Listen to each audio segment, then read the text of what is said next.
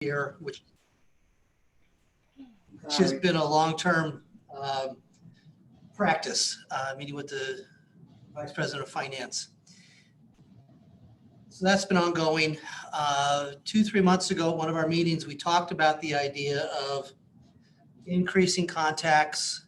And it came up in the context of closures of East Haggard Avenue. Reached out to the university, and earlier spring or fall semester, we also started a weekly meeting with a couple of the vice presidents at Elon. We talked to them about student issues, security issues, COVID issues, things like that. So the comment was, well, maybe we should have a little bit higher level discussion with the university, a couple of board members, a couple of staff, with some of the folks from the university. And we tried to get it going in December, and various things delayed it. We had our first meeting in January. We have another one coming up another week or so. And what the context of the meeting originally was closures of East Haggard, interim closures, temporary closures, permanent closures, that kind of a discussion. And what the university explained was they really didn't need to talk to us about those kind of issues at this point. They really wanted to talk about was safety and security of students, faculty, and by extension, year-round residents. So we had our first meeting. First, I think it went very well. I think we all felt that the more contact we have, the more avenues of contact, the better. And that this is something that's been missing in the relationship with the university. So we've had one meeting, we have another one coming up. And I think I think this is the start of something that'll be very beneficial to both parties. Mark and Davis have represented the town, and Monty, I'm sorry. Called you Mark earlier, now I'm calling that too at home. So Monty and Davis representing the board, and Pam and I representing staff. We met with John Dooley, Jeff Stein, and Susan Kirkland from finance. So do you, Monty, or you, Davis, have anything you want to chime in with your thoughts? Monty, go ahead. okay, I was going to defer since I'm so much younger than you. I'm going to go last, but no, I thought it was a very productive meeting. I think obviously I knew Jeff Stein. I've known Jeff as a neighbor of mine, so he and I have had conversations over the year, not in so much detail about the university and our relationship, but I think what this did was, it's like both of us have stepped in the foyer. We haven't got in the house yet, but we basically have introduced each other to be open to dialogue. And as we talked about, there are things that over the years that we probably missed opportunities. Not sure whose fault it was, if it was anybody's fault or just stubbornness on both sides, but we really didn't talk about what's our vision, and likewise them sharing their vision, and how do we meet those same goals. I mean, obviously, like you, I was kind of surprised because the intent of that meeting was to talk about closings, but it opened up another topic about just safety. And that was kind of the driving force about how do we make the town safe for not only their students, but for all of us. And so there was some good discussion there, which I think will lead to some other things. I think they're open, I think, until they replace Gerald. And what I understand, he's back on campus, maybe part-time, but so they're looking to transition to someone else. And then I think that person will be key. But and as we talk about, there's been a lot of involvement in a lot of the committees we have, the downtown committee, where representation from the university is there. I think that's critical because it's hard. It's unless you can actually speak to those people who can take the action or pass that information along to the organization, then nothing will ever change. And I think that for me, that was encouraging. I think we made one step. We've got multiple steps to go, but I thought it was a productive meeting. Davis, you can add. Sure. Thank you, Monty. And I'm not that much older than you, but I think I am older than you. I think from my perspective, what I liked most about the meeting is that we broadened the number of touch points that we have with the university and leadership at the university. Rich and his predecessors have always been good to work at Gerald and his group on specific projects, and to try and keep in touch with the university on things that are important. But just like with so out of our meeting that we had the other day, we wanted to make an agenda item for the university to give us an update at our last council meeting, which Jeff Stein and John Dooley did. But the other benefit that came out of having them there was they got to hear firsthand from Mr. Geary that had the problem with the litter and the trash. They could hear his concern, they could hear his aggravation, his irritation, and maybe even a little bit of anger into what he was experiencing over there, but they got to hear that firsthand. They didn't hear it from us. Rich wasn't trying to relay that. Those folks got to hear it firsthand and got to see it firsthand. And I think we got a good reaction out of that because of that. So the main benefit that I'm looking for short term out of this is that we broaden those number of touch points that we have with the university, that more of their leadership understands and sees what we deal with on a regular basis when it comes to their clientele, and they get to, and we get to see what they deal with on their side with their clientele, that we just have a much better exchange than we've had. There's probably some things that we'll learn, but I mean, the COVID information that he gave us at the last meeting, I thought was really good information. I had no idea they had been testing that often with the student population. That was great information for us to have. Made me feel a whole lot better. I'm sure that's the sort of thing that people listening made them feel a whole lot better. So I think near term, we just want to start having those conversations at more points on more issues. I think we'll get to the East Haggard thing eventually, but that was, Monty, if you agree, we kind of set that aside at the first meeting. It started out focused on that, but then we kind of put that to the side and said, you know what?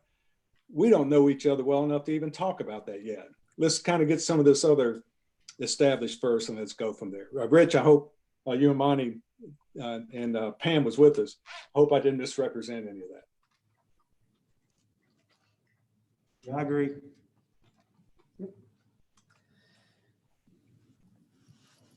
So Go ahead, Jim. Go ahead, Rich. well, I was just gonna say, I've heard back from all three of the participants from the university, and I've talked to all four of the participants from the town, and everybody had essentially the same things to say, that this was really good. This was refreshing to have this kind of conversation. It's refreshing to work at rebuilding the relationship between the town and the university. That, I guess historically there's been a tighter relationship.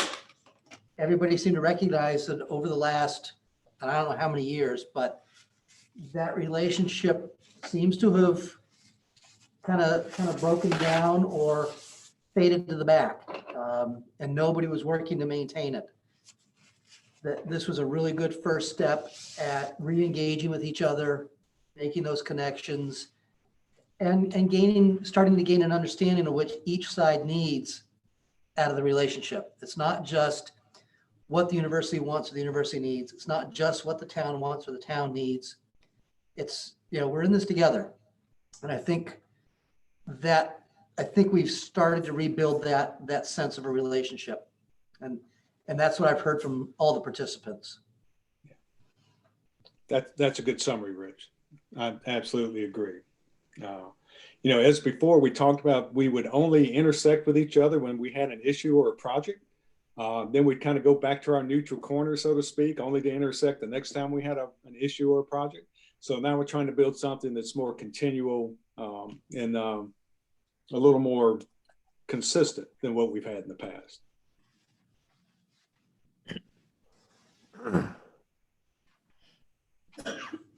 So I know we put this on the agenda to get an update on the work that the committee's doing. I know also when I spoke to the board and heard from staff,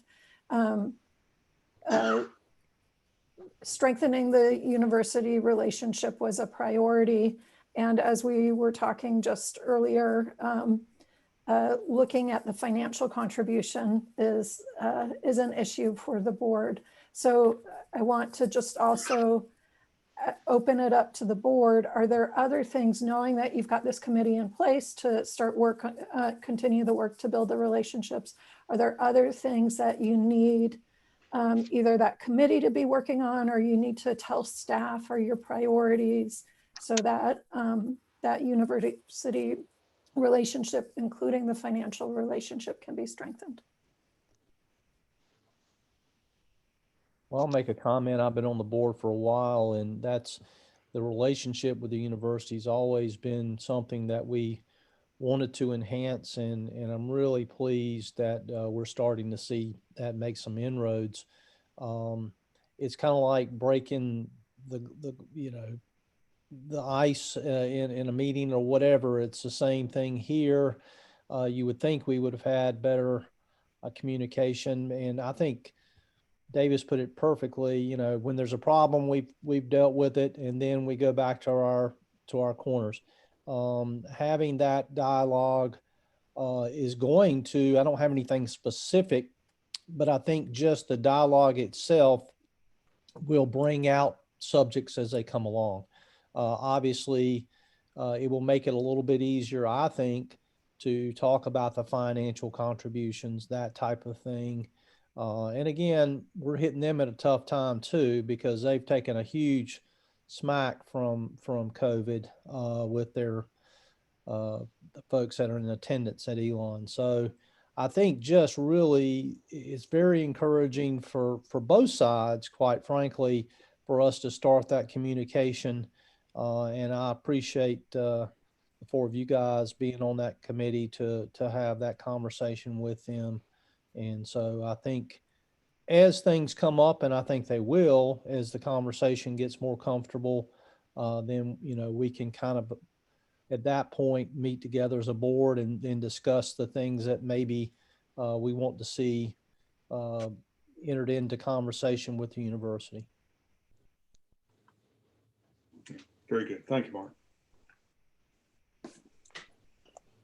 Emily? Yeah, I think some of the discussions, I mean, I think as Davis and it's already been said, I think as we continue to meet, I know that the meetings that Rich and Pam have on an ongoing basis are going to be instrumental to conveying what's important to the town.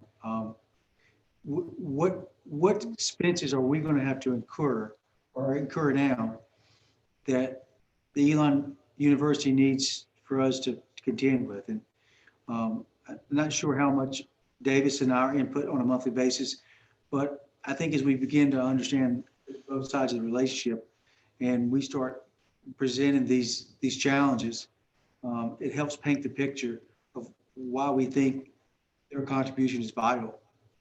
And I think that will only continue to grow over the next few months, and hopefully by the end of the year, we'll have a good understanding about what would that annual agreement look like, and how do we reassess it? How do they put a value on it? Because obviously it's all voluntarily.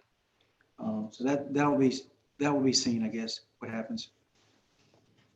I guess one of the all under university relations, and I know y'all were talking about the Haggard shutdown and stuff, and then it transpired into something else. But what is going to be coming to the forefront is the infrastructure that is about to happen.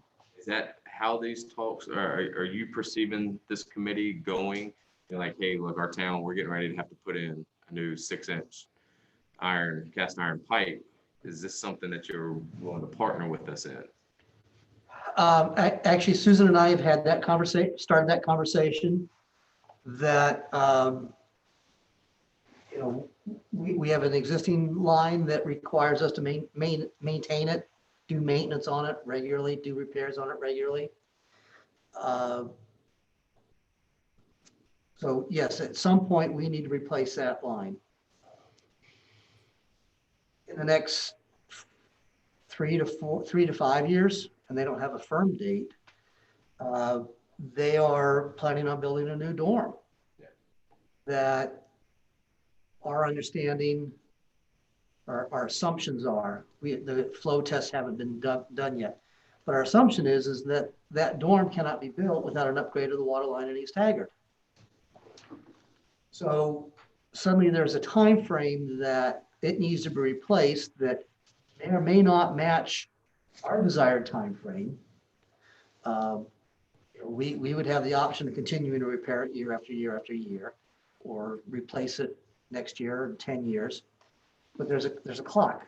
A typical development review process, when a developer comes in and wants to do something, if there are improvements that need to be made, that's the developer's requirement.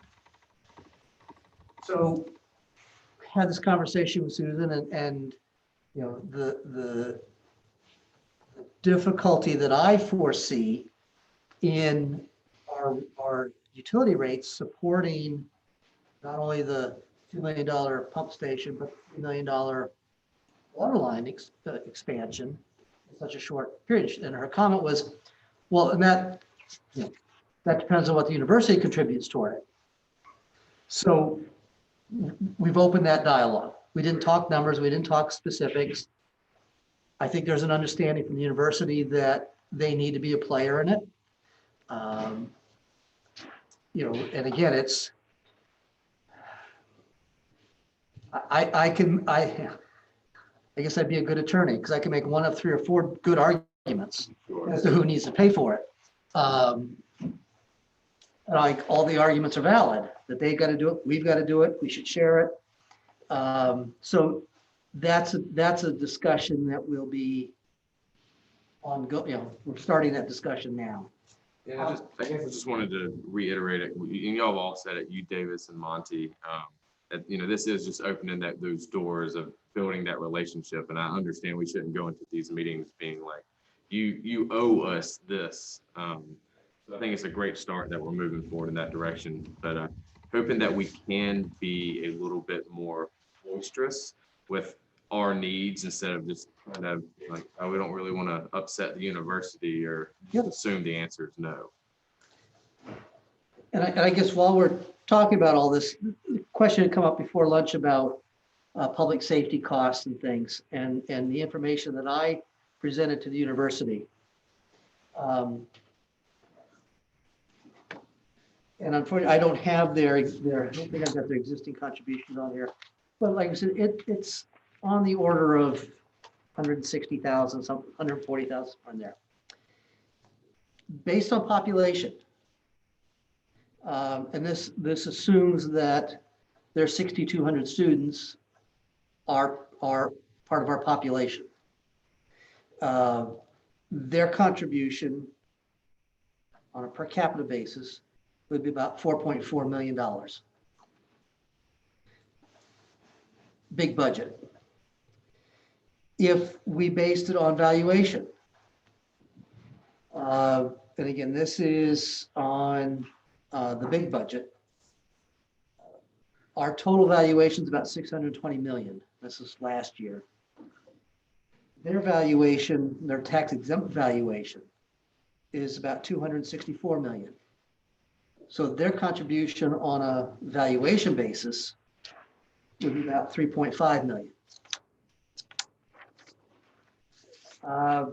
If we look just at the fire department budget, and I base this on the number of calls, their per call share of the fire department budget would be about 480. Police budget, it was about 530. If we took the mill rate of 0.45 and applied it to their tax exempt value, it would be about 1.1 million. Now, none of those are right. None of those are the answer. But I wanted to give them a sense of, you know, what's some of the benefit, I guess, that we're providing as a community. So, like I said, that's the data I gave them last spring, and I think I'm assuming that that's some of the data that they've used in putting together a draft that they're now considering. And you know, like I said, and I told them, this is not an ask. This is just different ways of looking at numbers. with different criteria. And as I said, none of these are the right answer. They may all be the right answer, but just likely none of them are the right answer because they are a nonprofit. So we will, that discussion is ongoing. That's great. Emily, I think you've been trying to get in. Well, I think the other part was already covered, but last year I brought up a pretty controversial topic, evidently. I didn't think it was that controversial at the time, but I guess it came to be. You know, this concept of a per student, per semester fee. And, you know, I know that, you know, the university has really taken on a lot of additional costs. And, you know, when you look at the numbers that Rich, that you just proposed, I mean, the number that I threw out last year is kind of in alignment with that. And, you know, of course, I got a lot of calls. I got calls from students. I got calls from the university. I had multiple conversations with Rich about all of this. But in my discussions with the students, the more that they understood the fact that the university wasn't contributing, you know, in the way that we thought they should, I didn't have a single student that I talked to, and I talked to several, say to me they thought it was a bad idea. They actually, you know, liked the idea and they thought that they should be paying for some of those services and didn't realize that they're not paying for, you know, those services. And, you know, when you look at the cost of tuition being, you know, $39,000, you know, what's an additional, you know, $100 or $200 a year on that? I mean, it's really minimal. It really is. And, you know, maybe there's, you know, something, you know, if they looked at that approach, again, I'm not saying that they would, but if they did, you know, if there were issues with equity and things of that nature, you know, maybe we could look at something like that, or they could look at something like that to determine what the fee is. But I mean, even looking at how much does an on-campus student pay versus a not on-campus student, you know, pay, because they're still using our roads. They're still, you know, if they were to, even if they don't live in the town of Elon, you know, they're coming here and spending the majority of their time in the town of Elon, they're still utilizing the services that are available to them. And, you know, last year I said the number almost 1.3 million, and that's what the math comes to. They have 6,291 students. If they were to assign, and I know this is all very hypothetical, but if they were to assign $100 per semester fee, that's $1.258 million every single year. Even if they were to assign a $50 per semester fee, that's $629,000. But, you know, to me, $100 for 3 months stay in the town of Elon is, you know, $100 well spent to ensure that my child is safe when they're in the town. And us being able to, you know, have those safety services like our police and fire, you know, those help the university in a lot of ways, not just about saving students from fire or saving students in case of emergency. It also comes down to, you know, the safety of the town and their ability to say that the town of Elon is one of the safest college towns in the country, or the town of Elon is, you know, one of the safest town in all of North Carolina. I mean, that's a huge thing to look at. You know, there are other private institutions just down the road that don't reside in such safe towns. And while their university is like a resort, you know, the town that they sit in is not safe. And I know for a fact that I've heard from parents that I know who have said just that we chose Elon because we felt safer than other university that I won't say the name of just down the road. So, you know, I think that we've all kind of said those things, and I know this is all hypothetical, but I don't think that it is inappropriate to ask the university to contribute greater than $1 million a year.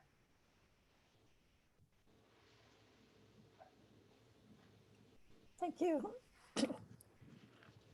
Other feedback or reactions?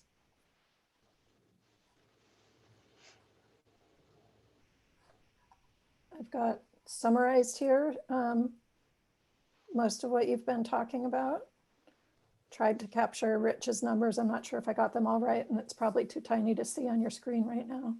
But clearly this is an area of priority for the town and the board to keep improving the relationship and keep exploring the financial relationship as well.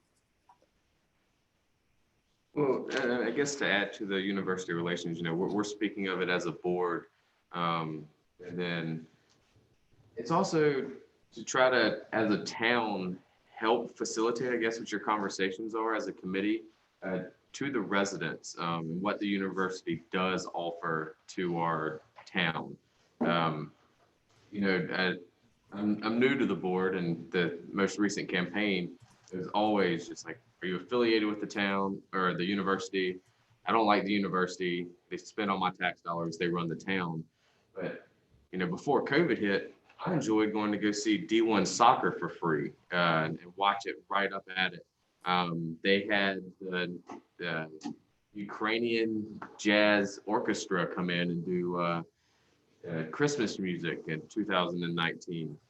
And, that type of stuff really, I think, falls on deaf ears or blind to the town. And I think that's, could be some of our relationship talks of how can we help you facilitate what you're offering to the town. They do seminars.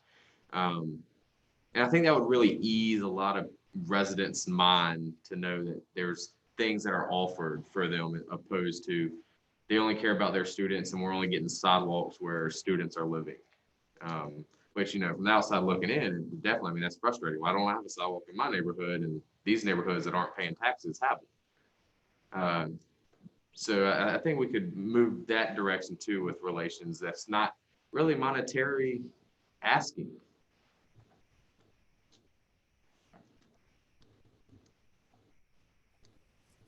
Yeah, that's something where you can represent the benefits of the university to the town in some of your communications.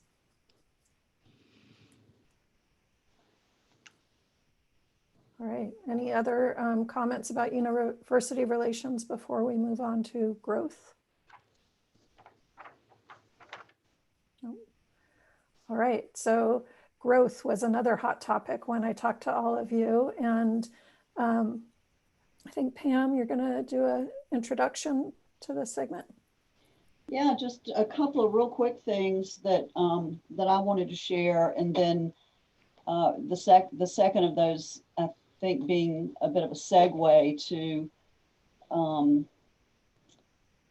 discussion that is that has been sort of making the rounds. And if you can see this, my screen now, this is the future land use map that was included in our comprehensive plan that was adopted in 2019. And I mean, as you can see, here we really down here, we are sort of in the core of town. This does not represent our jurisdictional boundaries in any way. It represents potential future growth area. And I just want to point out two things that I've added to that for this presentation, and that's these two red stars here and here. And those are the locations of the two residential subdivisions that have been approved. This larger one here is the 203 homes or 5 homes, I think it ended up being at Manning Avenue and Gibsonville Ossipee. And then this is the Shallowford Church Road subdivision with 45 homes, much smaller. But that just gives you a little bit of perspective of, we heard a little bit about how this is a rural area, and yes, it's the site of a former farm, but in the scope of what we could potentially grow to, it's really fairly close into town. Josh Johnson had done an assessment as we were looking at the line of agreement with Gibsonville that showed about 450 additional buildable acres in this growth area beyond this, this 80 acre site. And by buildable, I mean that he deducted things like floodplain, which is what these green, you know, these are intended to be conserved area because there's either floodplain or stream buffer there. So that just gives you a little bit of sense, but I also want to draw your attention to NC 87 and how much of this potential growth area is shown to the east of that. And I'm going to stop sharing this and then share another map that I did recently. And I know there's a lot going on here, but let me just point out the primary things. First of all, this is NC 87. This crosshatch represents our ETJ, our extraterritorial jurisdiction, which we do have a fair amount of that to the east of 87. And then there are also utility lines shown here, water and sewer lines. However, this blue line that runs up 87 is Burlington's line that they put in just, I believe, in 2017. And they are serving a lot of the area to the east of 87 with this line. And for the most part, makes this less attractive for Elon to think that we might extend services there, utility services. There is a little bit of, this represents our sewer only properties that we've talked about some over the last year or so, because it does get a little bit complicated. These lines were put in by Alamance County and then were accepted by the town of Elon because they were in our ETJ. And at that time, we expected to potentially expand in that direction. This water line, I think, changes that. And it draws into question whether this portion of our ETJ, how valuable it really is to us, or how reasonable it is to think that we might grow in that direction. These other utility lines represent, this is the Forest Creek neighborhood, this is Walker Road, and this is the village at Alamance subdivision up here. So there's still some ETJ, of course, to the west, but I really wanted to focus on this area because there had been some other discussion going around regarding our annexation line or ETJ line of agreements with Burlington. And I'm happy to take any questions. I didn't prepare a long presentation for this growth segment. I will tell you that I have a lot of conversations regularly with investors and developers and other interested parties in some of our large vacant parcels, particularly near University Drive. The university does own a lot of property fronting University Drive on both sides, north and south. But there are some under private ownership that are being looked at very closely. So I think we will see more development up that way, and potentially, as the previous map indicated, there is a lot of room to grow to the north. But this sort of, I guess, east-northeast area of town is sort of in question. The only other thing I'll point out here is that this blue cross-hatching is Burlington's ETJ. And with that, like I said, I'll take any questions, but if this is a potential segue to another discussion, then I'm happy to facilitate that as well. Hey, Pam, this is Davis. It's not really a question as much as just a comment. We had an interesting situation develop. Mark may remember it. I know the mayor does, several years ago, where the town of Ossipee was having trouble with their, I think they have an elevated water tank. And they approached Elon about the possibility of us running water line out to Ossipee. And which would, of course, have been a extension of our water lines, but they were eligible to get a state grant for that water line at that time, if I'm remembering everything correctly. But in order to do that, we had to get an additional allowance on our water allotment from the city of Burlington, which we were unsuccessful in getting. And then this water line up 87 came into place probably a year or so after that. Yes. And it does run all the way to Ospey. Yeah. So that was a viable section of town. We, of course, own the property out there that's across from Western High School. But as you pointed out, things get kind of narrow out that way. Absolutely. So Pam, I know we've talked about this before. Obviously, there's property along that's ETJ. We know the Spanish Oaks area is one that has been presented to us about consideration of annexation, which we know that's a whole nother discussion. But it sounds like we're limited to growth based upon our ability to get water, since we do acquire from Burlington Water and Sewer. In our relationship there, are you saying you think there's very little opportunity for growth along Walker Avenue? No, not at all. Actually, that could potentially be a growth area. And this property, let's see, this is power line. This property here, I just spoke with someone this week, and that's probably the third person I've spoken to about this property and north of here. And the question is always about utilities. So it's complicated. So it would be costly to some degree for them to see the sewer line here runs. It doesn't run along Walker Road. It runs here along a stream and then comes over. Water is much closer. So the short answer is no. I think there is potential there. I think our most complicated ability to extend services is going to be near and particularly east of 87.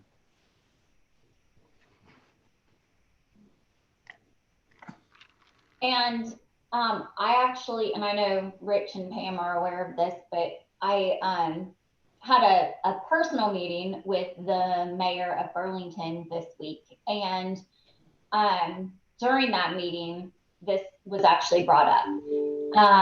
And, you know, I know, and I think that he has also mentioned this to Quinn, but, you know, even as early as I think a year ago, the city of Burlington was not interested in having discussions about our line of agreement, or at least that was kind of the indication. I don't know if they actually said that, but it was, the indication was that they weren't in a place that they wanted to have that discussion.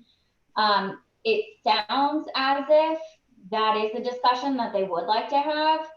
However, I think that they feel that since their water line goes up 87, that it would make the most sense for the line of agreement to be 87.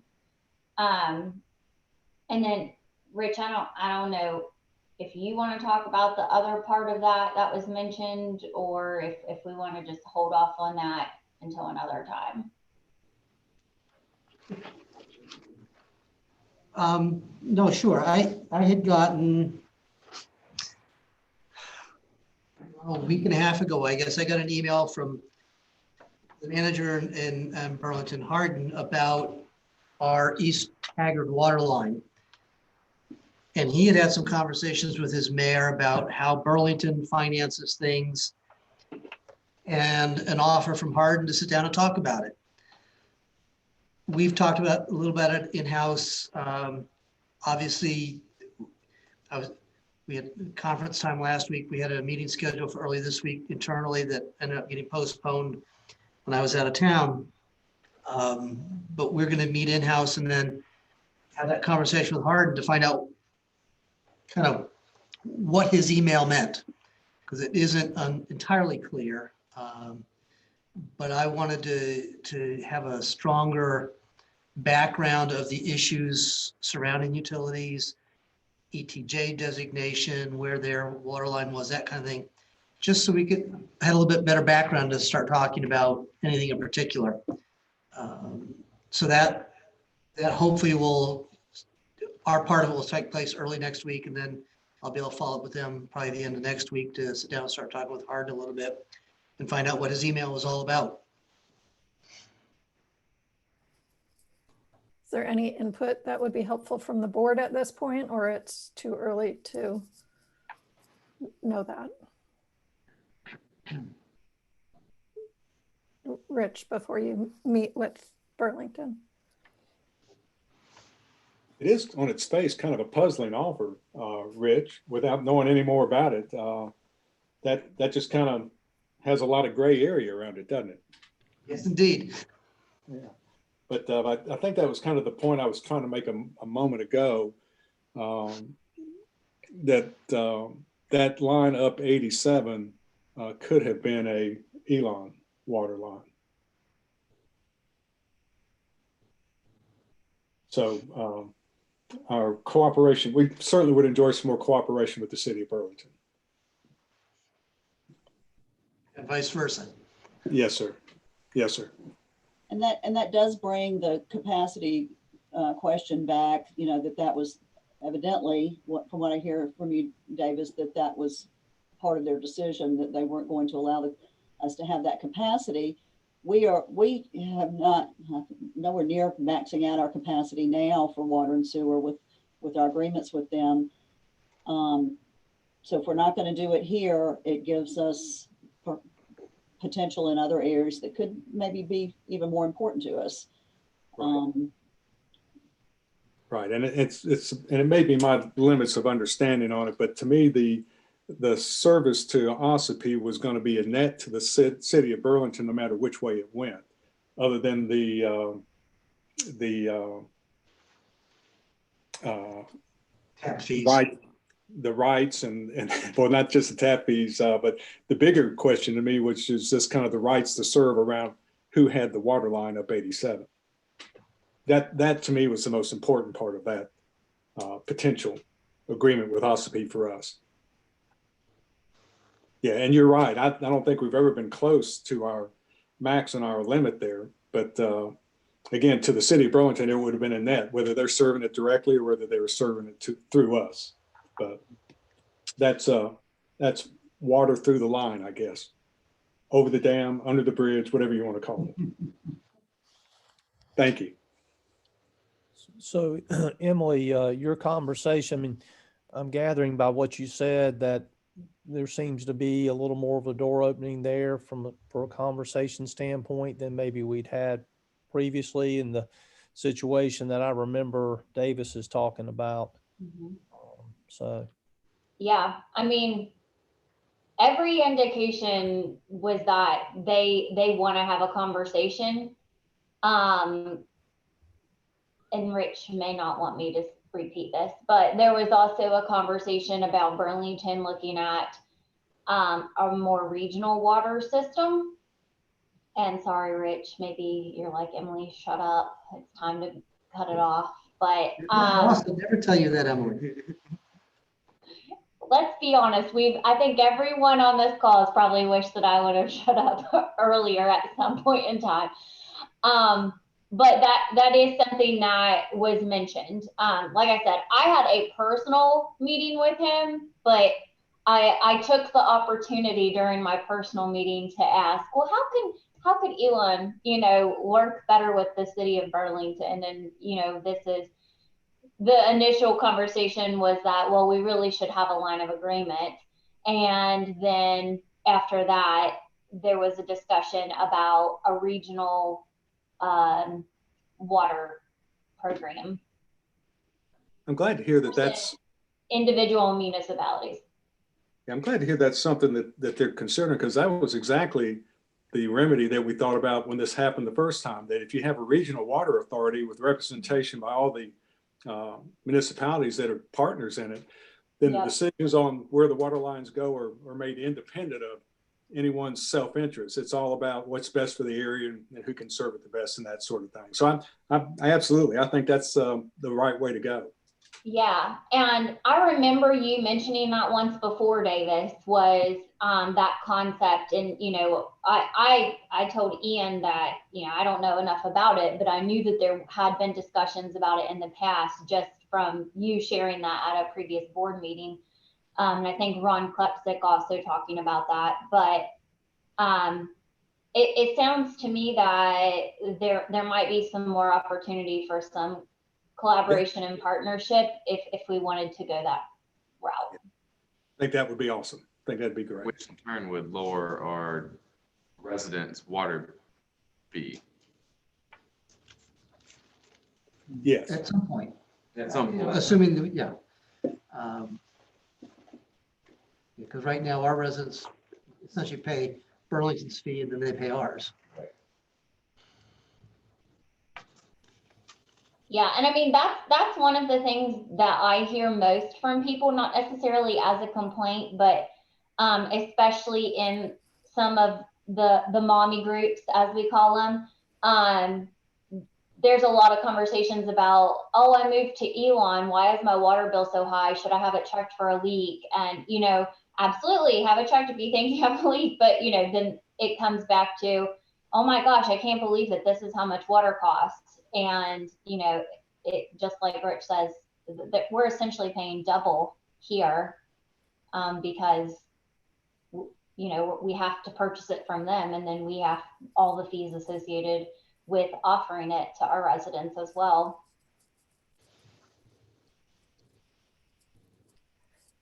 Anything else board members wanted to touch on related to growth? I know when we talked individually, growth was looking at growth and where to grow was continued to be one of your priorities.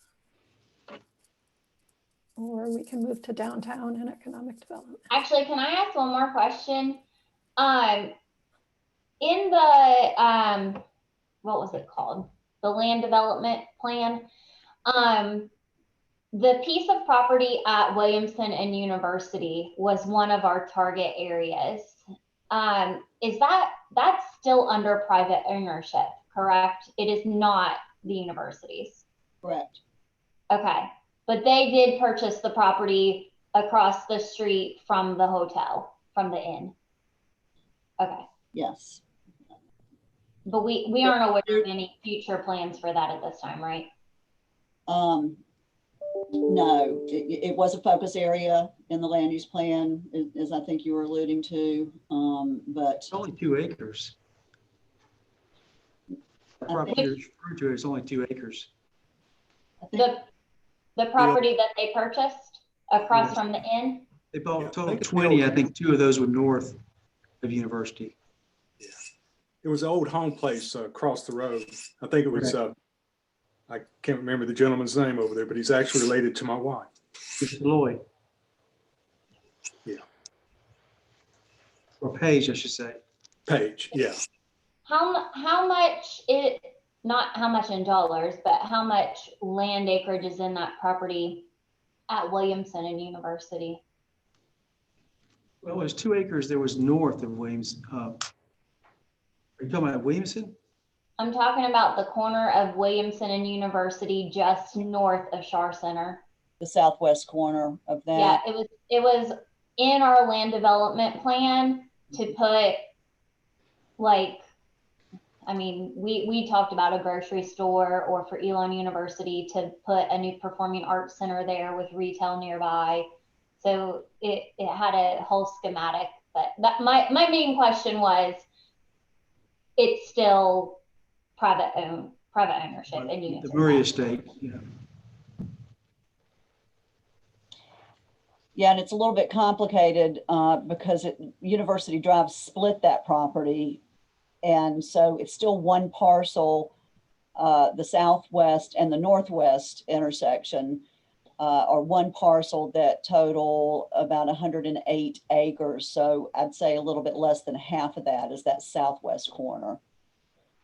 How do we as a town get into a position, because, you know, we're going to talk about budgeting things and priorities coming up. And, you know, I would really like to be aggressive with growth and stuff, but, you know, we can't just buy some land and then do nothing with it just so we can hold it like the university. Why not? We have 72 acres at the north part of town that we bought and are doing nothing with. Sure, but now, especially with some things coming up, but how do we get in a position as a town to, let's say this, I think Monty, you said it's the Murray Estate. What if they put a for sale sign up? How do we, and we've already set our budget, we're going to put this to doing this infrastructure, XYZ, we decide to build this rec center. How do we get in a position for the spontaneous forced sale of land to be able to purchase it? So the university, doesn't buy it. Now we're getting even more landlocked in how we can expand.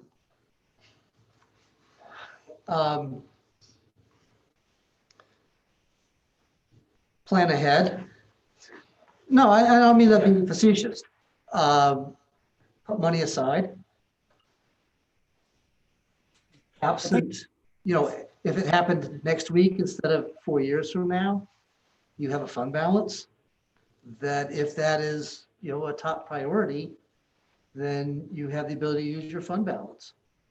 And you need to make a decision as to how much of that you want to use.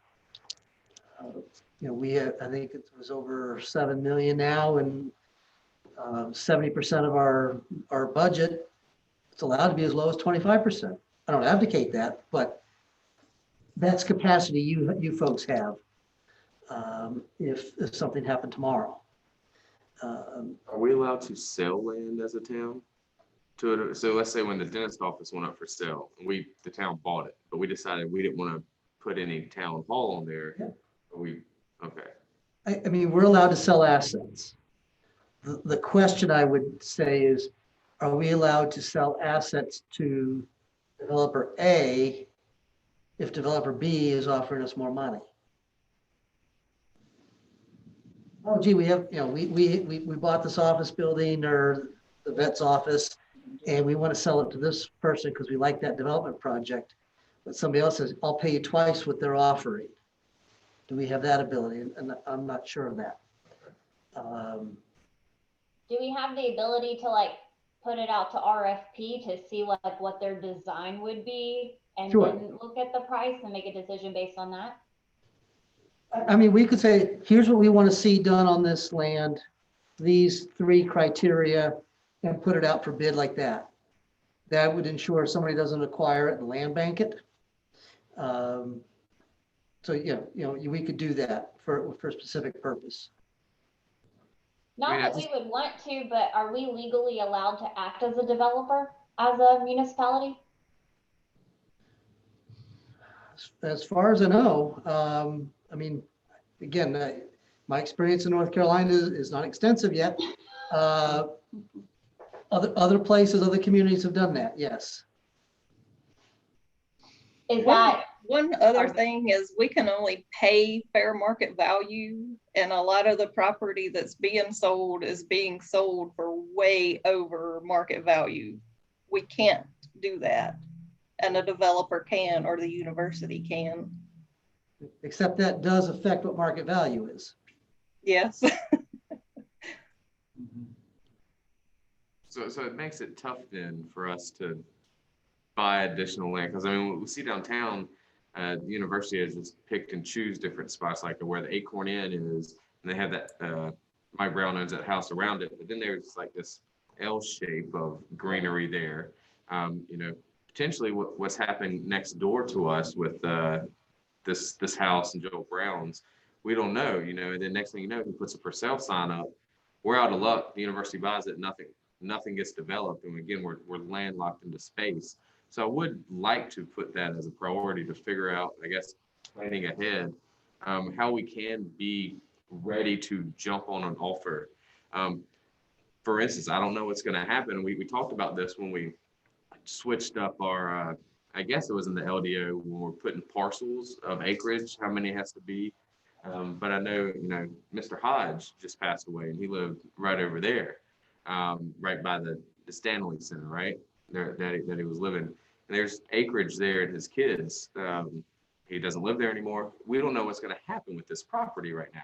And that's going to be prime location for the university. So in the next year to 5 years, who knows what happens? Are we going to be in a position to be like, that'd be a great spot to put something other than university stuff? I mean, there's a lot of strategic properties around town, and you can't really make it a public intention that you're going after that property, because that, like you said, that changes the fair market value. But I think, for example, beside the fire department, that house just sold, 2 years ago, $160,000. wouldn't that have been an ideal property if the town That's right. would have been in a position? And it all goes back to knowing that something's available, or it might be available. And that's something we probably have been negligent in as a town because we haven't really had the foresight to think about strategic properties or growth. And that's what we're doing today is talking about growth. And as we said, is you can't grow if you don't have the land. And so we have to figure out how do we do that without making this a bidding war with other large pockets that are bigger than ours, the university example, or developers, or encourage those people to buy those properties for things that enhance the town. Right. So that's one of the things I think, and we've talked with Kathleen about her role downtown and maybe how do we keep our ears open to know when something might become available? If it fits in our long-term plan, that's great. If not, then, but we have to plan ahead, as we've said many times. What if we were to look at that? How would we buy it? This also goes back to our conversations with the university, to where as we get to know each other and understand each other's plans, we can get an understanding with them about here's strategic properties we're looking at, and we don't end up getting in a bidding war. In the university, the most valuable thing to us out of the bat would be, or out of the gate, would be for the university to tell a potential person selling their property to say, we're not interested in that piece of property. That would be awesome if we would respect that. Yeah, I think that mutual understanding, again, is going to go a long ways in a lot of different directions. I agree with you, Davis. That makes a big difference. I mean, that hasn't been anything we've had, I know, since I've been on the board. And so I think, not that there's going to be any guarantees with that, but, making that relationship a little bit more transparent, I think will help us in those situations, or at least I would hope it would. Right. And if we identify strategic properties, I mean, we could certainly put those out in front of the university and say, hey, we just want y'all to know, in order to grow the town, to provide the services that you and your students are looking for, here's some properties that we're looking at, and here's the potential use of them. So I just think that would help.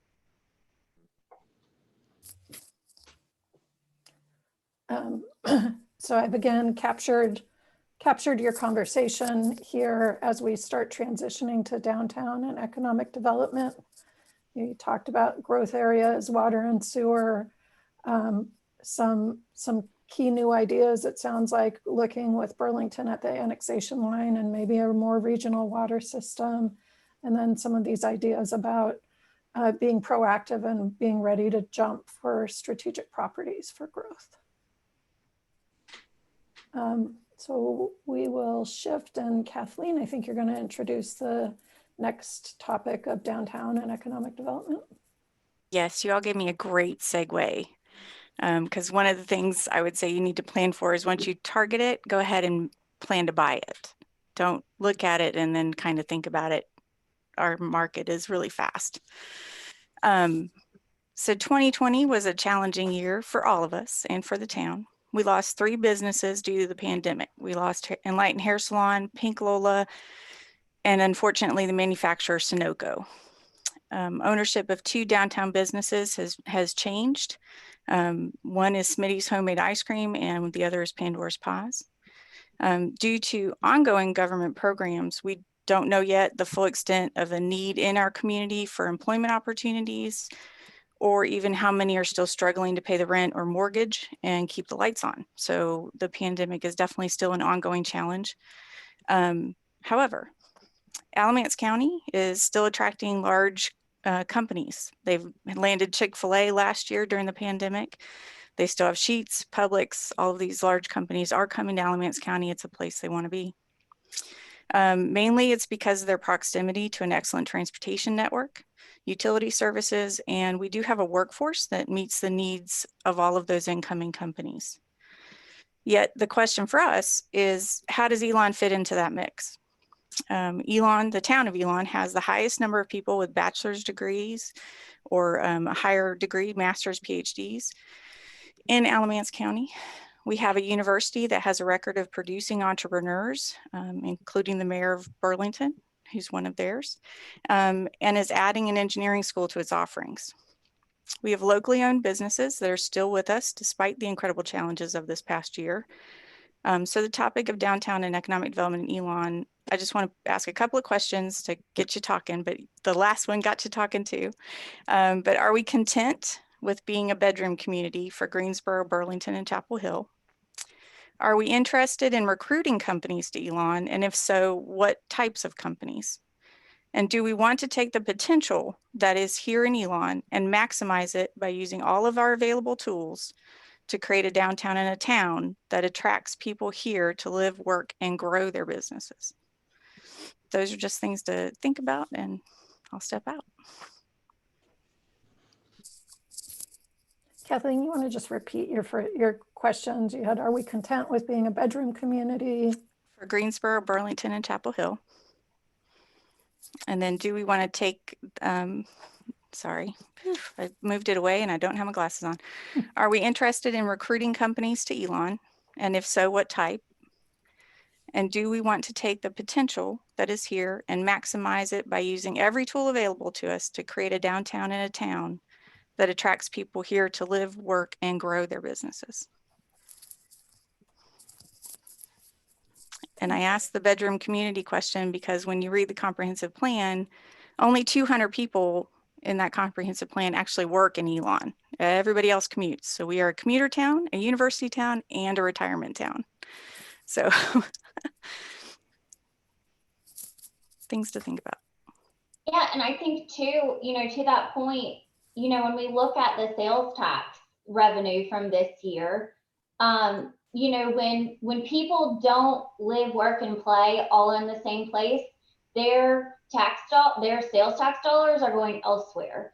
So when we are a bedroom community, that means that, rather than, going and having tacos at Tangent, they, go and have tacos at the place in Greensboro, right, down the street from their work, or, just for an example.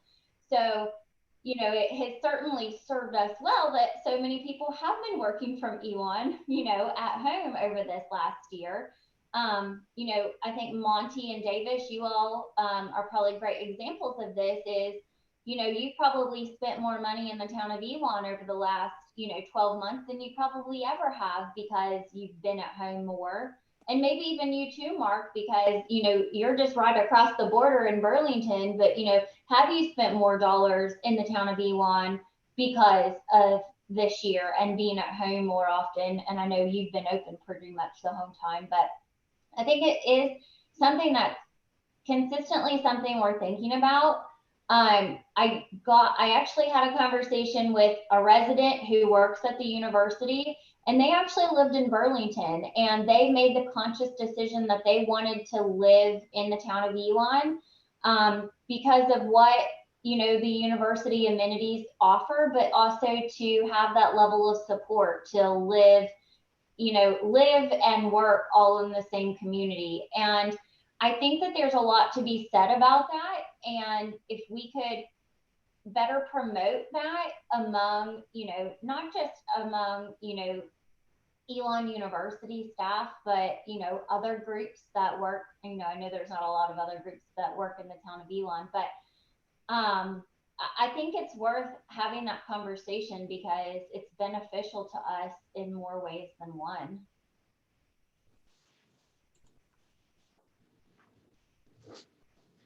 Kathleen, I'll try to answer your question. I think we are what we are.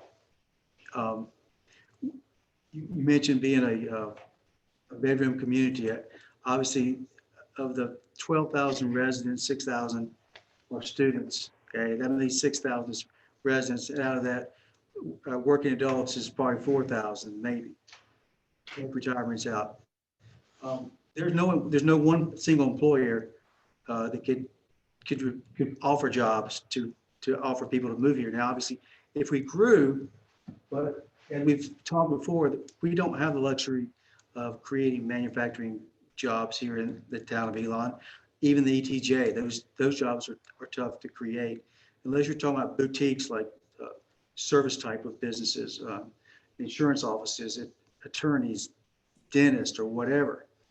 those are 1 or 2, 3 people employment jobs. So to me, I think we are a bedroom community.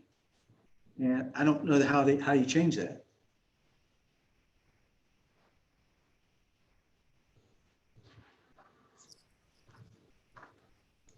Sorry, I'm taking notes. Well, you talked about growth and buying property. So and to Emily's point, when she talked about it, she said, can we RFP it to a developer? We can. That's something that if we purchase property, so even the property to the north, you can actually RFP that out to a developer, say, this is what we're looking for, bring us your best opportunity. You can partner with them on your property to create what you want. And then there's nothing stopping you from leasing it to companies or leasing it to a YMCA or a post office or anything that you think that you might want or need. There's nothing stopping you from doing that. But you have to get the properties, especially in downtown. As we look at that, we need to be able to jump whenever the properties come up. And right now, I think, Pam, correct me if I'm wrong, I think we're at about $1 million an acre with the last purchase as market value of our downtown. So potentially we can purchase, a $430,000 piece of property because we're still in the market value. So that's the questions of, but are you wanting to do that? Are you willing to do that? Where is your willingness in that growth piece? Knowing all of our other challenges, but that's a way to make the changes you want to see happen. We don't have commercial stock. Right now we have industrial stock available that we're marketing heavily with the Alamance Chamber to get another industrial client into it, but we need commercial stock. As you see downtown, anytime something comes open, it's gone. I mean, the longest one that I've seen so far has been the Zenitry Studio. That actually finally got split in half, and now you have 2 companies come in to that location. So if we can create that and we have that, then you market it and you can bring those people in, and then you do have available jobs for potentially your students or space for those entrepreneurs that come out of the university to create that company that they want to make. So you have potential. There's a ton of potential. So I would hate to see you limit yourself without thinking it through. You have a ton of potential here. So we just have to be willing to do something. So that's, I guess, my question. What do you envision and what do you see? What would you like to have? So after Pam's discussion and kind of showing us the various areas that we have and the acreage that we have available, the idea of other than the one piece of industrial property we have on the books that came about because of Sunoco having to leave, I don't think the idea of Elon having great prospects, land, the amount of land necessary for large industrials is really all that feasible. I think commercial and residential is going to be primarily where our niches are going to be. The residential will feed the commercial. And so kind of help them stable and give them that year-round stability that they need to be able to exist here. So I think those are our 2 most attractive markets to me anyway. Just knowing what it takes to do an industrial operation, I just don't think we have that land available. I don't think we have some of the necessary infrastructure. Where we do have the railroad, we don't have any land anywhere close to it. Where we do have some of the main roads, we do have some land available to it. But then again, there's going to be road frontage and it's going to be traffic and those sort of issues. So industrial parks may be a better opportunity for other parts of the county. I think for us, from what we've talked about so far, it's going to be commercial and residential.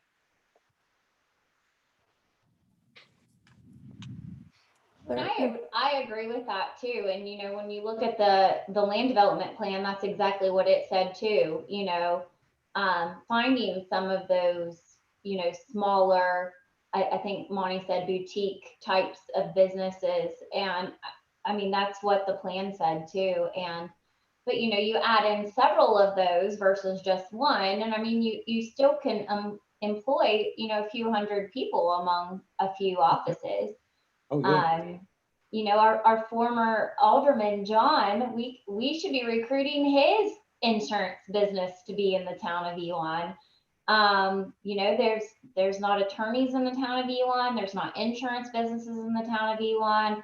There's not doctor's offices. There's no dentist. I mean, there is some potential for some high earning businesses to be successful, in my opinion, in the town of Elon.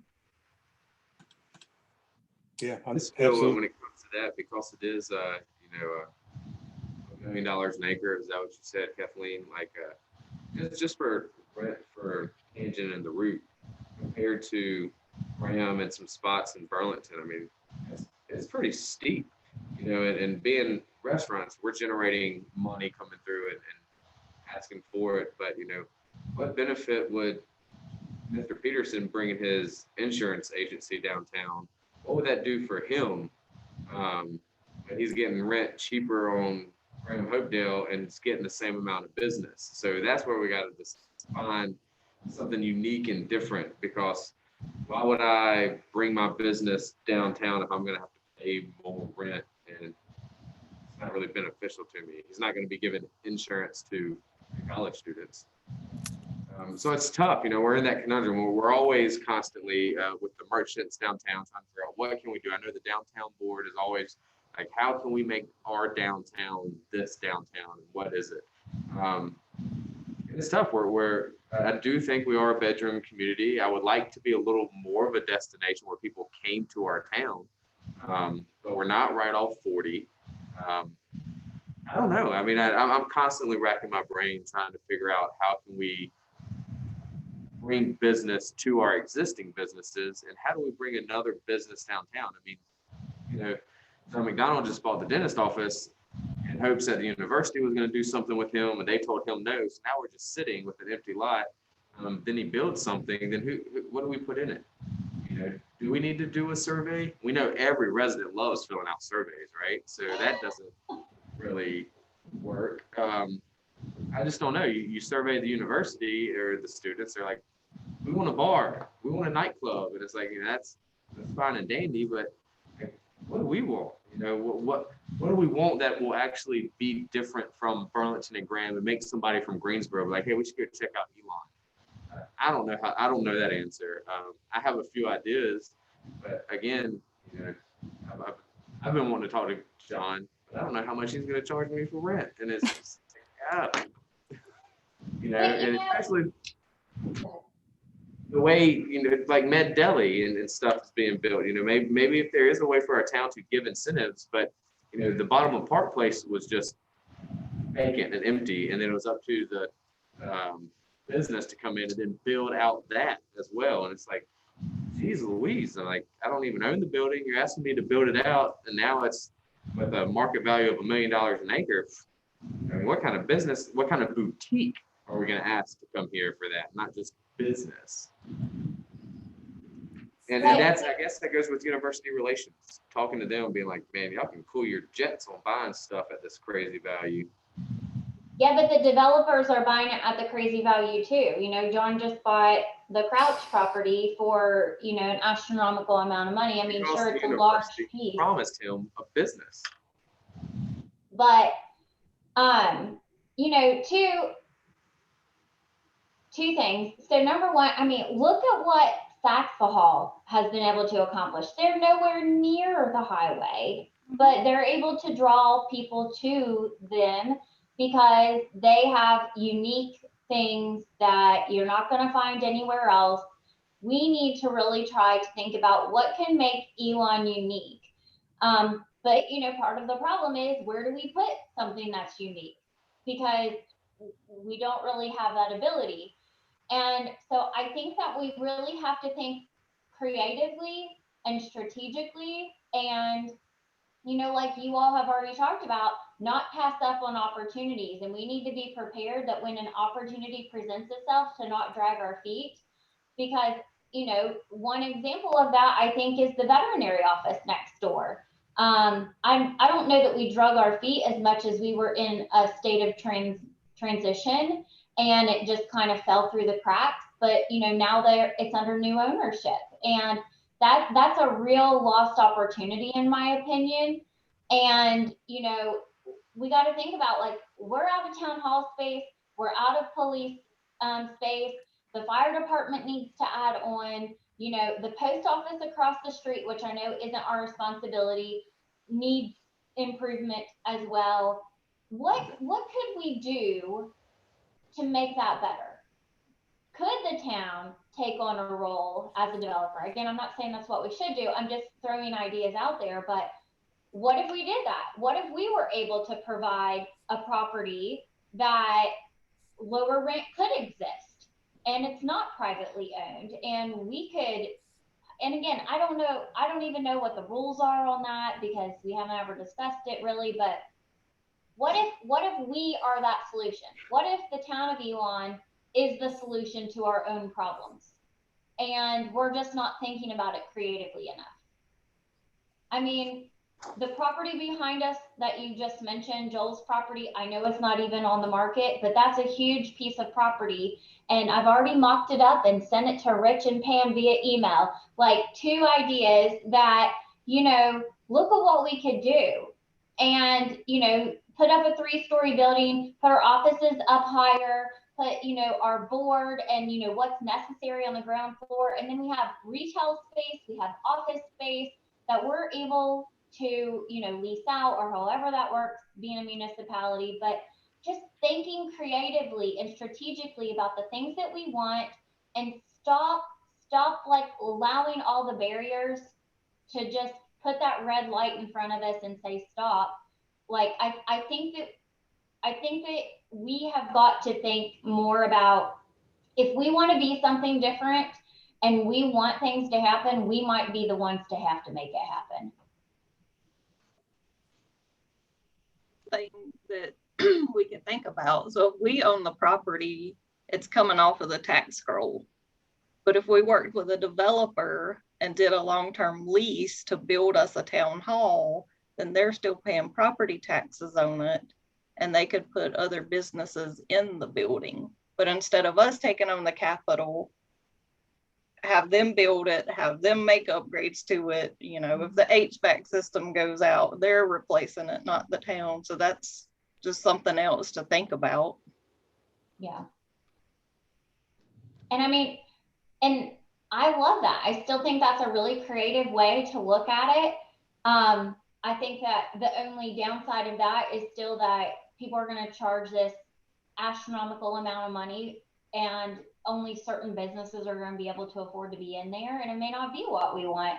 Where if we did take that on, again, I like both ideas, but if we were to take that on, we have more of a say so in the types of businesses that we want in the town of Elon, and making sure that they can afford to be in the town of Elon.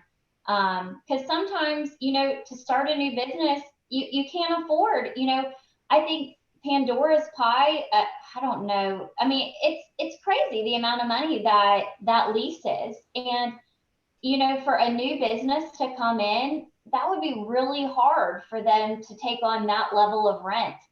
And, you know, and just like Quinn said, you know, it's high rent. And maybe we could include that in the developers thing where, you know, or maybe we lease it and sublease it. I don't know.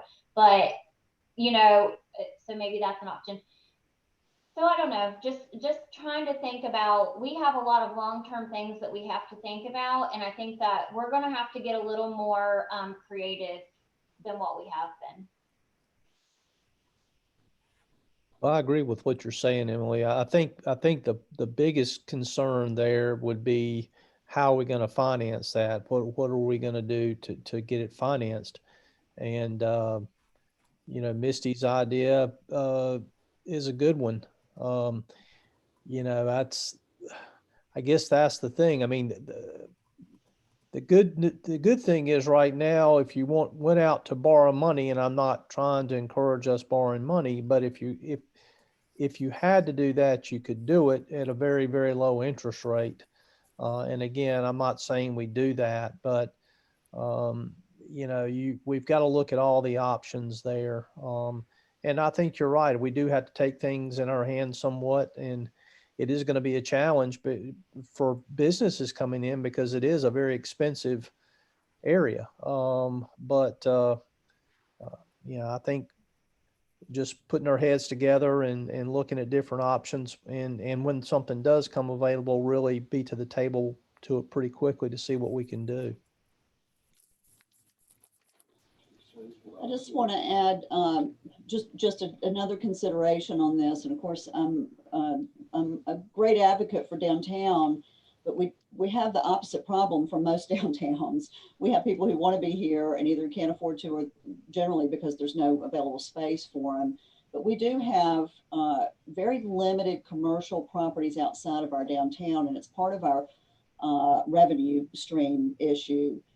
And I think there's potential for more, especially as we grow and see more rooftops, as the commercial developers like to call them, to support those businesses. And on our major thoroughfares, such as University Drive and Haggard Avenue, I think there's potential for commercial opportunities there. And while we don't want to draw, it's a double-edged sword. We don't want to draw business away from our downtown, but if there are other opportunities for businesses besides our downtown, that may actually drive some of those rental prices down and make it more palatable or affordable for people to come in. And of course, Kathleen has plans to expand the footprint of our downtown as well, with some of the undeveloped or underdeveloped properties that are mostly to the west of what we now consider downtown.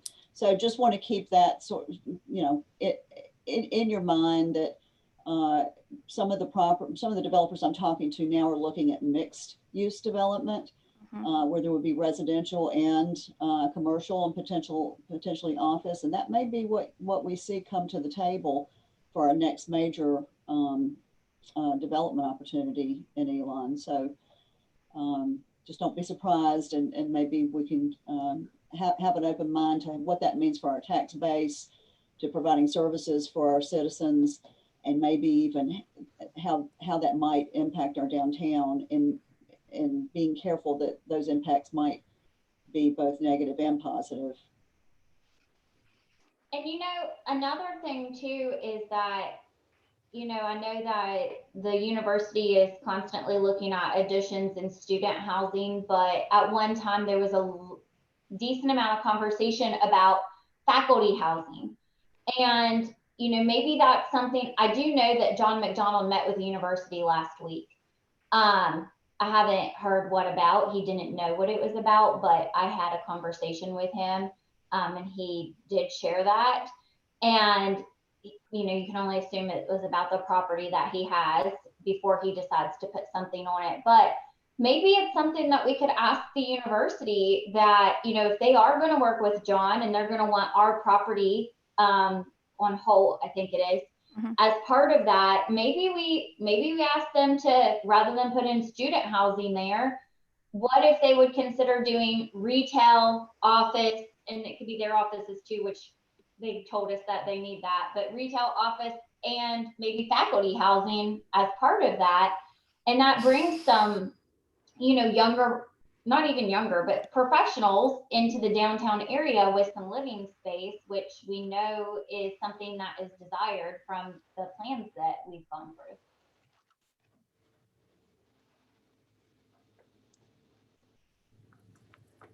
Good discussion. I don't know, Kathleen, that you got concrete answers to all of your questions, but It's always a little nebulous, but that's okay. It was good conversation. I took a lot of good notes from it. I appreciate everybody's insight.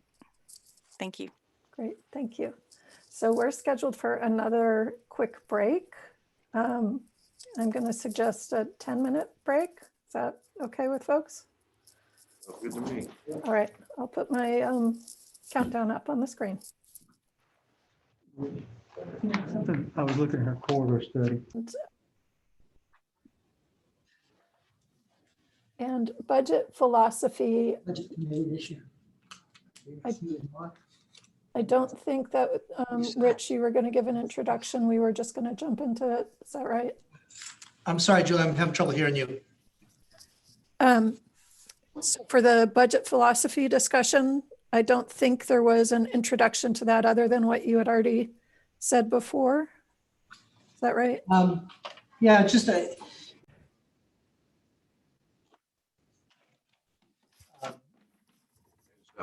We've gotten budget proposals in from all our departments.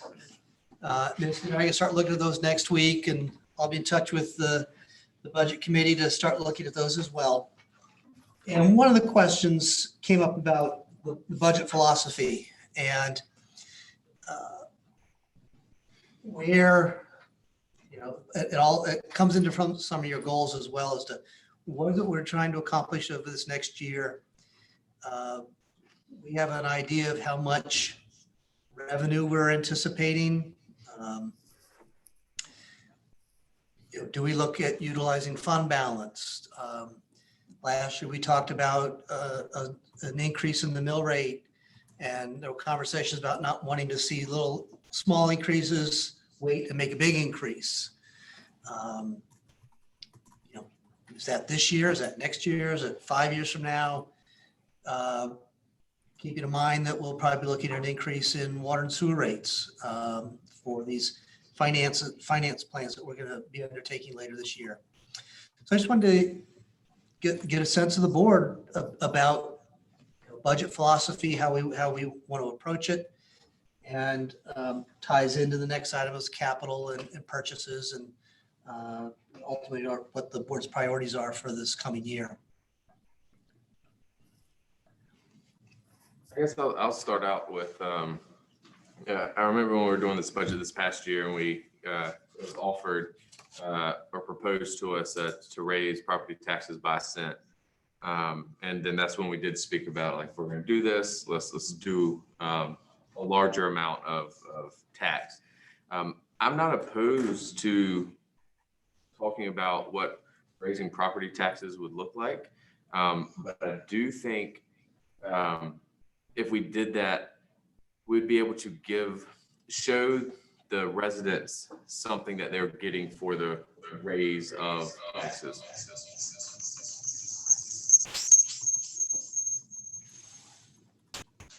Because when we were speaking of the 1 cent increase, we were going to put it into our rainy day fund. And, that'd be tough to justify to my neighbor being like, what the heck are you doing?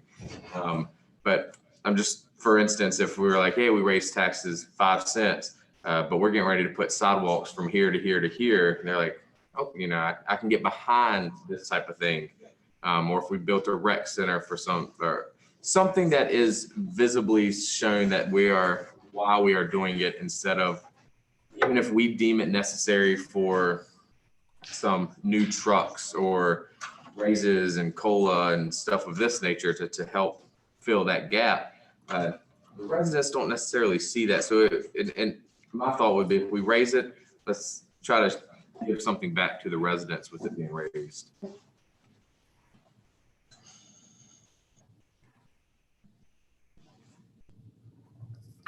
Mr. Roder, go over the history again. You had it here earlier. We went up how much last year? 2 cents? Zero. We've been at 45 cents since 2017. I think it was 2 years, so 15. Was there a reevaluation in there, though? There was a revaluation in 17, is what I understand. So I wrote it down, Mr. Mayor. In 2000, we were at 40 cents. In 2001 to 2011, we actually went down to 37. Well, that was because of reevaluation. And then in 2012 to 2016, we're at 42%. And then 2017 to current, we're at 45. 45.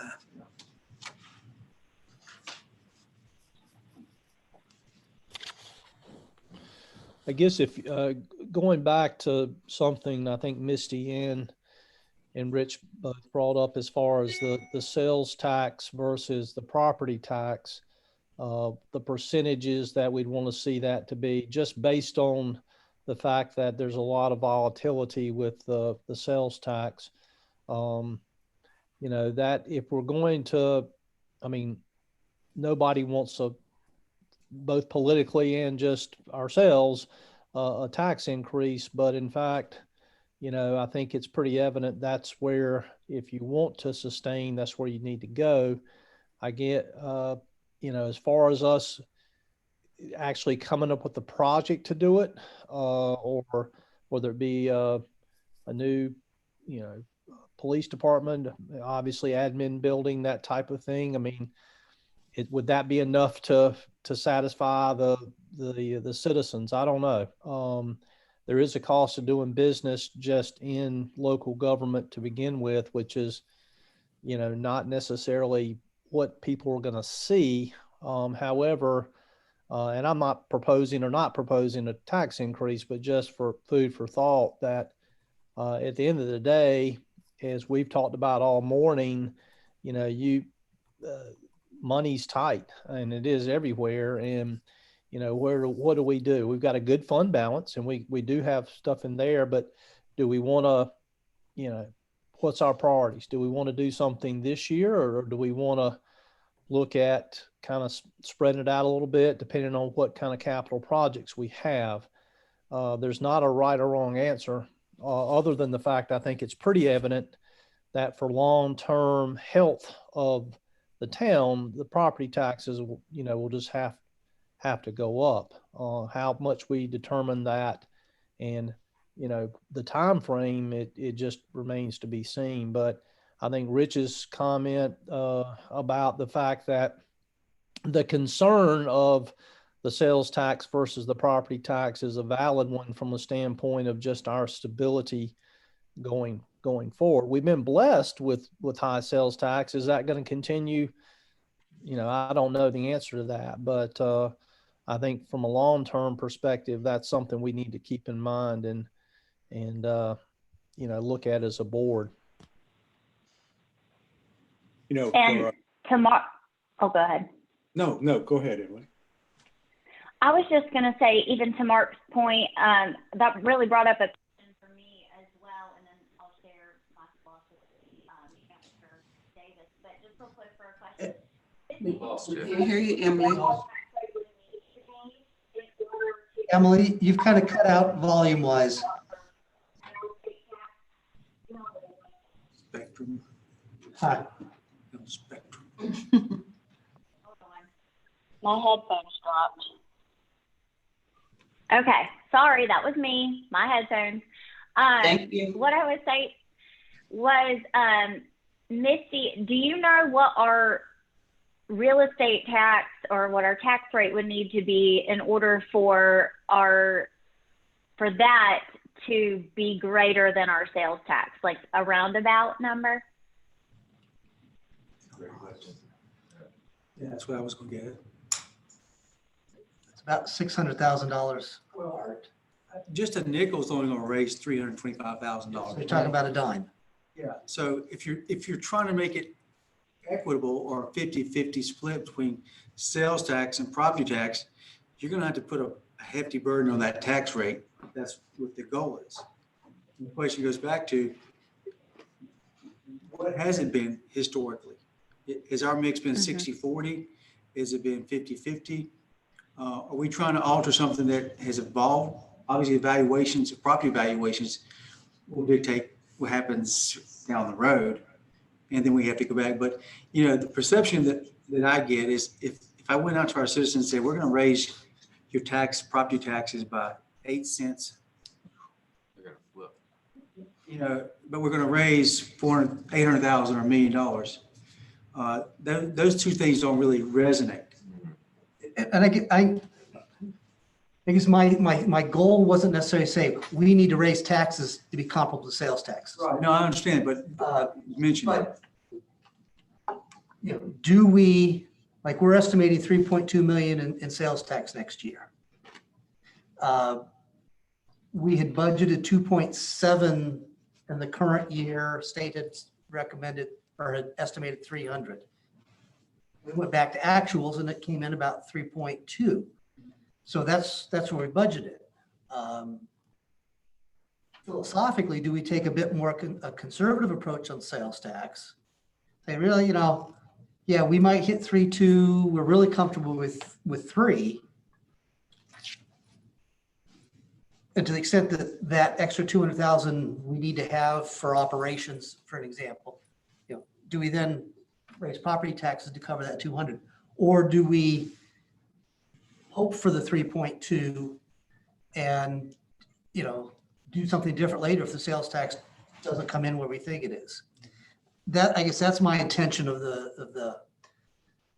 of that kind of a statement, that property tax, year in, year out, you know you're going to get it. Sales tax, year in, year out, you're hoping you're going to get it. Alamance County has done very well sales tax wise in this last 12 months. Not every county in the state has. A lot of the counties, their sales taxes are a lot lower than they were last year. So they're scrambling because they don't have that revenue that they had planned on. So part of it is how, what level of conservativeness do you use when you're estimating sales tax is part of it. We can be hopeful, or we can be, look at it with a very discreet eye and say, yeah, I just don't trust sales tax, and we're going to kind of way back. That's the kind of philosophy that we look at when we're trying to figure out what to apply where. So no, I'm not suggesting, hey, we need to raise taxes just so they're even. Oh, I knew that, but when I was mentioning it, I thought, well, if you're trying to force that way, then. No, it's always an uncomfortable position when something as volatile as sales tax is your predominant revenue source. That's all. In your conversation with other town managers, Yep. What are they saying about tax increases? We haven't had those conversations yet. People just start to look at budgets. Currently, of the other municipalities, other than Village of Alamance and Green Level and Ossipee, we are the lowest tax rate, with the highest being Hall River at 63, and I think Gibsonville or Burlington at 59, and Gibsonville at 53. Well, I think we've always been fairly low compared to those municipalities. Yeah, I don't know, Graham and Mebane are not the same. No, Graham is 45.5. Yeah. And then Mebane's 47. So that, we're not far off. Close, yeah. So to Clint's point earlier about showing taxpayers something for their investment, I can't think of anything any more exciting than a sewer lift station north of town. That's right. But if you do a little better with the conversation, when you look at what's going on both across the state right now, of course, this is all we know for sure is what we have in front of us right now. And you look at some of the federal expenditures, and I just saw the new record national debt that we've crossed over. Conservative feels a whole lot better to me. But again, I am conservative. I'm very risk adverse, and I think my wife and everybody who knows me would tell you that. So I would favor, knowing that we have the lift station coming up and the payments for that and a few other things, I would favor something a little more conservative, maybe even budgeting for sales tax at about 80% of what it was this year, just to have a comfortable target that I'd much rather be surprised middle of the year, end of the year, by having been a little too conservative, especially this year. And I guess I am targeting it towards this year, because I just think this is an absolutely unusual set of circumstances we're dealing with, statewide and federally, I'd say.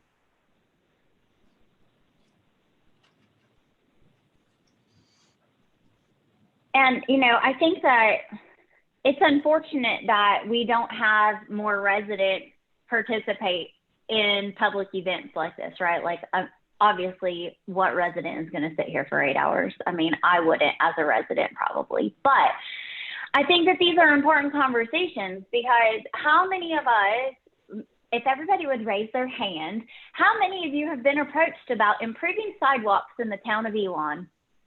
All of us. Nobody wants to raise their hand? Everybody, right? We all have. How many have said, why doesn't Elon have recreation and sporting teams?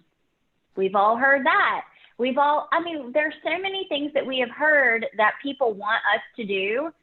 And I think I was probably the most adamantly against a 1 cent tax increase, and I would still be adamantly against a 1 cent tax increase. But I think a higher tax increase, the last 2 times we did it, it was 5 and then 3. I think that it's something that we should consider.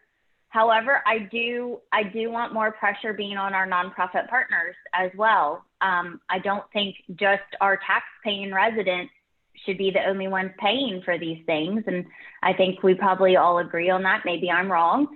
But, you know, I think that we do need to make sure that, like Quinn said, if we raise taxes, we need to make it something visible, because, you know, when people are saying things like, look at what Burlington is doing at Willowbrook, and look at look at the greenway that Burlington is doing, and look at this that Gibsonville is doing, and look at the new park that Graham put in, and they just put in a new park 3 years ago. Why doesn't Elon have any new parks? And they don't realize our financial situation. A lot of people don't. So I think that, you know, and to Rich's point too, maybe this is a real opportunity for us to do some kind of town hall events, conversations with our neighbors, bringing people in a safe way, or when it's safe, together to have more open conversations about, we want your input.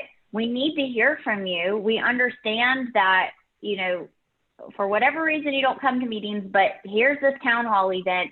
Let's have an open conversation about what we want to see and how we're going to pay for it. Because, you know, I think statistically we all tend to socialize with more like-minded people. And, you know, I would probably say that most people I talk to are willing to pay more in taxes, where, you know, other members of the board might say, well, most people I talk to are not willing to pay more in taxes. And I think it really depends on, you know, a lot of those demographic factors of the people that we surround ourselves with. So I do think that this could be a real opportunity, and it would get people's attention if we were, you know, saying, you know, let's talk about taxes and bringing people together and how we're going to afford the things that people want and need from our town.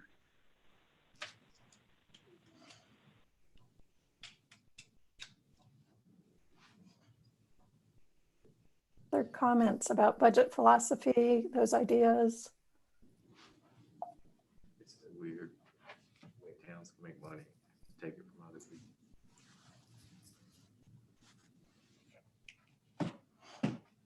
Rich, do you need more feedback going into the budget process? No, I've got some good feedback on how we should be approaching things, and I mean, like some will come up again in the next bullet point on capital, but no, I'm all set. Great. All right, so the next one is capital. Rich, you also talked about that a little bit as you went through the administration presentation. Yeah. Do you want to kick it off, or shall we just open it up? Just real quick, I guess. As I commented, we have conservatively $6 to $7 million of potential capital ideas over the next couple of years. Does not include a new town hall or a new police station. A good portion of that, $2 million of that is Travis Creek. $3 million of that is East Haggard water. We saw some proposals for recreation facilities. And I guess those are new items, if you will. We've got ongoing expenses of replacing vehicles. The jet truck that our utility system uses. Other vehicles, $100,000 plus for 2 new cruisers. So those are kind of built into the budget, but some of these additional ones add up to not an insignificant amount of money. And how, I guess, prioritizing, how do you weigh, a jet truck versus a gymnasium, recreation facility versus a new town hall? I'm not convinced we can do it all in the next 5 years. Some of it we may really want to do. So that's some of the guidance that I would look for.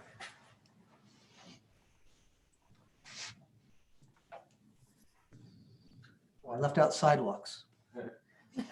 I guess it goes, I'll open it up again or go again. It goes back kind of to what I was saying with, wanting to show the residents something. So when you're asking like, where do we put it? Like, I see the necessity for it all, right? And all the presentations that we saw, there are great projects that would just be awesome to have. But just, and I guess it's because I am fresh to the board, and just being out, knocking on doors and talking with the residents, and some of their disgruntledness with the university and feeling like the university with the town. I would like to see something that we could, as a town, give back to the residents. I do think the bucket truck that we picked up, the knuckle boom, is great. And I think the residents have seen that, have seen the benefits of being able to call and just somebody come and pick it up. But, I think a recreation center would be great. And even for an event like this, if it wasn't COVID times, we'd either be asking Twin Lakes to host there, or we'd be going to the community church to host there. So we would be able to have a place of our own where we're not, not that renting out a space for the time is too damaging to the pockets, but we'd have our space, right? And a place to do something. So me personally, I would like to see one of the capital projects be like, all right, guys, like this is to you right now, because where do you weigh a jet truck versus a gymnasium? And that's I can justify all of it. But so for me, I'm justifying resident enjoyment, I guess, first right now, because I just feel like it's overdue for them. But again, I've only been living here since 2015, but working in here since 2010. You guys have been living here, other than you, Rich, longer than I have.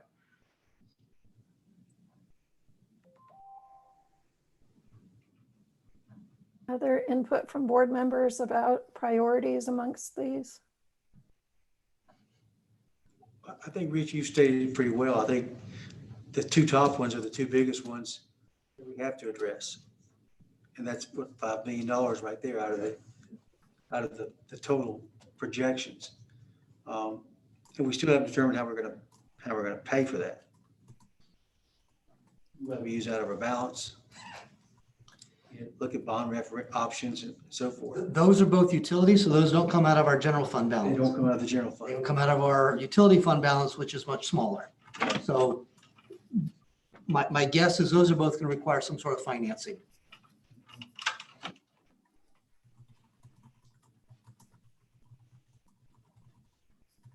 And more than likely, you would assume the 3 mil for East Haggard would be some type of help from the university, even though there's nothing been talked about. I mean, it could be a safer bet to say that they're going to help us in some sort of way. Could also say we're going to help them. Fair enough. But yes, I think there will be some sort of a split probably on that one.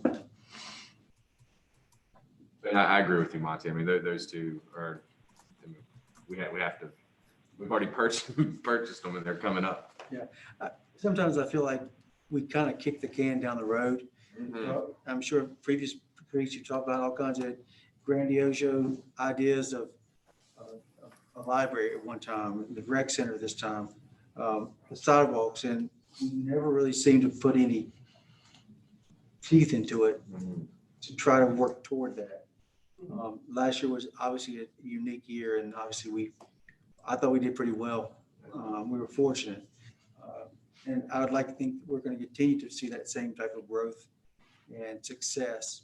And we've done a good job of planning for capital placements. But as Misty said, we've deferred several things. And those are things that can come back and bite us, as we've seen just the expense of East Haggard tripled from what Donnie said. And so we realize the longer you kick the can down the road, the heavier it gets to pick up. And, if the citizens think that it's worth pursuing a rec center, which is going to necessitate additional money, contributions, meaning tax rates may change, maybe it's a bond options, then how do we go about that? How do we determine this is what the majority of our citizens feels in the best interest? Or is it gonna be one of those things where now we're content having the lowest tax rates because we don't get the same benefits that Gibsonville offers or Burlington offers or Graham offers? And that's what happens is that our tax rates are lower because we don't have a full-blown recreational system. We don't manage parks. There's a lot of things we don't do. We don't have a water system that we have to maintain and keep up. That's why Burlington obviously has to charge higher rates. So it's that balance. You have to figure out, what do you want to do? It's always the question, right? Where does it go? How do we handle it? And I think, Emily's point on the last one, and trying to do a town hall event. And again, we know how active our citizens are about wanting to put in input until it's time for the budget and they see it and they're like, oh gosh, you did this. But really, I guess, try to make more of an effort to get a town hall event in to see it. And that's not going to be all of our residents, right? It's going to be maybe 10 of them. But that's also why we were elected as a board to do it and stand by it and try to better our town and make the decision for our town. And it's a big choice when you're dealing with people's money, right? And it's in livelihood. And I think we also need the input from the town staff is that what's the most pressing need? And that's what we have to depend on you, Rich, is it expansion for police department growth? Or is it town hall growth? Is it the recreation? Is it sidewalks? What do you see as the most pressing that's going to have the greatest impact? No. I'm asking these questions. But you see, can you go another 10 years in this building? That's what we're looking for. If you're saying we've maxed out our capacity, we did it 3 years ago, we should have done it, then that's what we need to hear, because it's like, it's the squeaky wheel gets the oil. If we don't add any more staff Yeah. to the police department or town hall, we could probably muddle through, not comfortably, it is. Kelly said that, it's like the Navy, hot cots. One person's getting up and one person's sitting down. We could probably muddle through adequately if we didn't add any staff. But if we start adding staff, monthly billings for utilities, additional planning assistants, more police officers. We truly don't, we'll take over the conference room, but then we don't have a good place for meetings. That's what I'm saying, muddling through. So, if we decide that, yes, we're going to go to monthly meetings, and whether I put it in the budget and you agree, or I don't put it in the budget and you add it in, and we add planning staff or a police officer, whatever, then we really need to start looking at additional space. And that becomes a higher priority than if everything stays flat. Sidewalks, people have been walking in Elon for 150 years without sidewalks. You can make the case that in another couple of years, they can continue to walk without sidewalks. I dare say that the horse and buggies in the 1880s weren't traveling as fast as the cars today, even in residential areas. So, the risk is more. You're right. Those are, there are apples and oranges in trying to weigh one versus the other, because one is, comfort and utility for staff versus safety for residents. How do you weigh those against each other? If we get involved in investing money in property for economic development purposes, how does that relate with safety of kids riding their bikes on the sidewalks or on the edge of roads? So I don't have an answer today to say this is more important than that,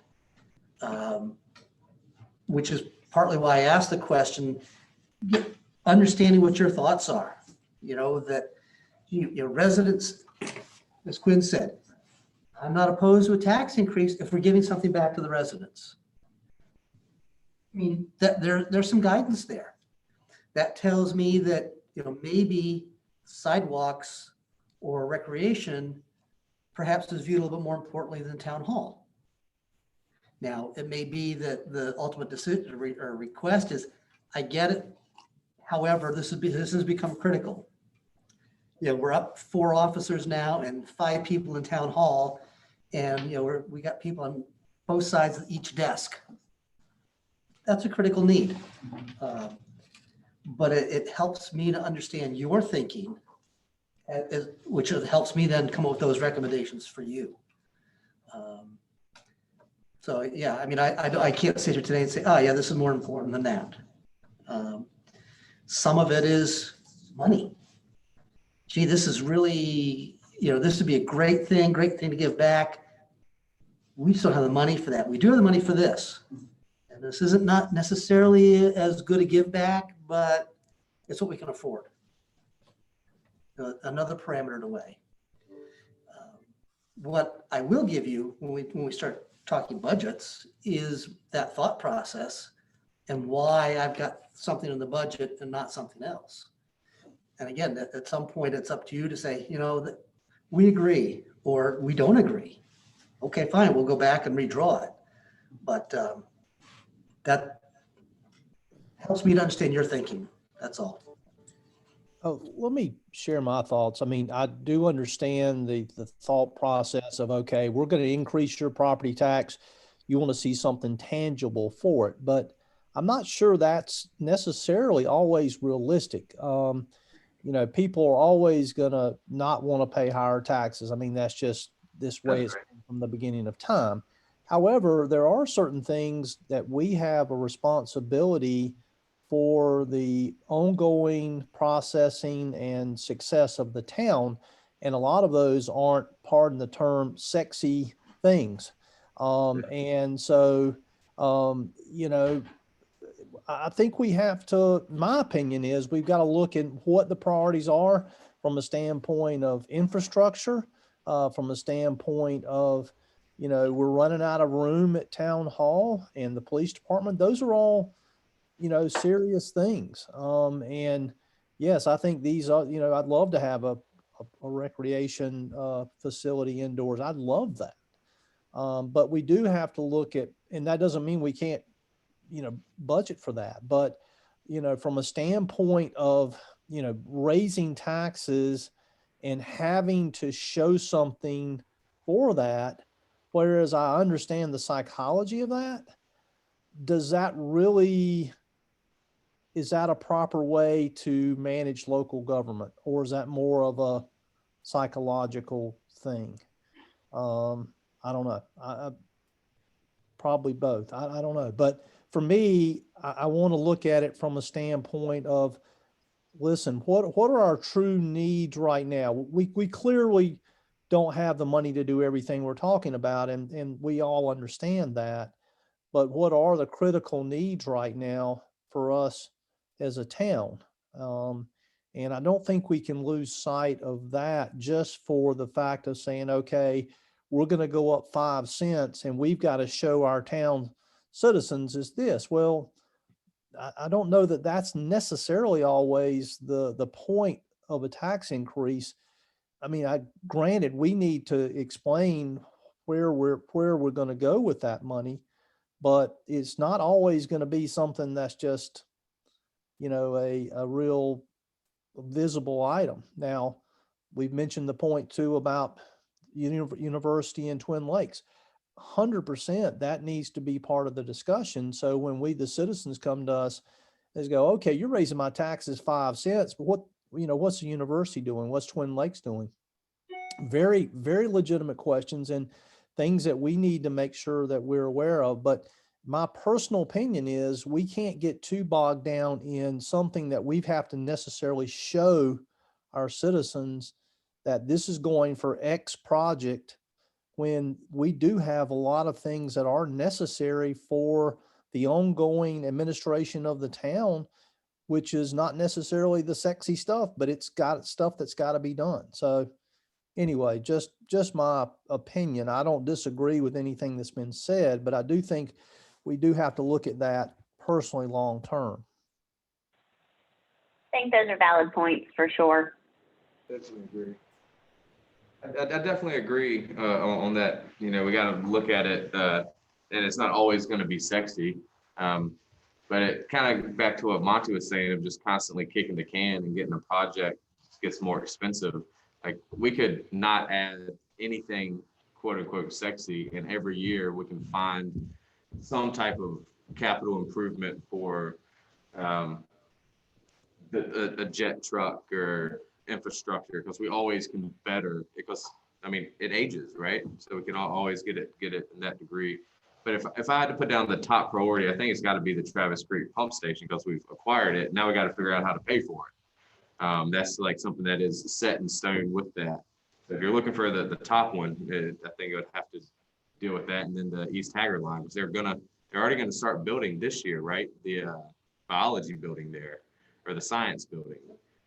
So like that, we're on a timeline with those things. Everything else, you know, I guess we can continue to kick the can. But is that what you're trying to look at? Are you trying to get all of our opinions on what we personally feel is the top? To some extent, yeah, to understand where you want to see this town in the next several years.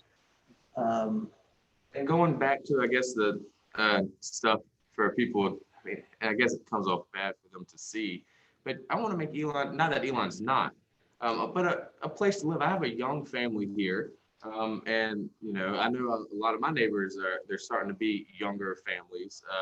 And so I would like to have my town. Love Beth Smith, love Lawrence Slade. We go there quite a bit. But being able to head to our downtown and walk that, you know, that's a great luxury. And that's something that would bring people to our town, of having that, having a rec center where I could put my daughter in AAU basketball here and not have to pay Gibsonville that or Burlington. So something of that nature would, you know, it's attractive for people to come to town, to want to live in Elon. So another way to think about it is, and this is going back to my conservative nature, but when I look at the Travis Creek pump station, that's a potential revenue producing investment.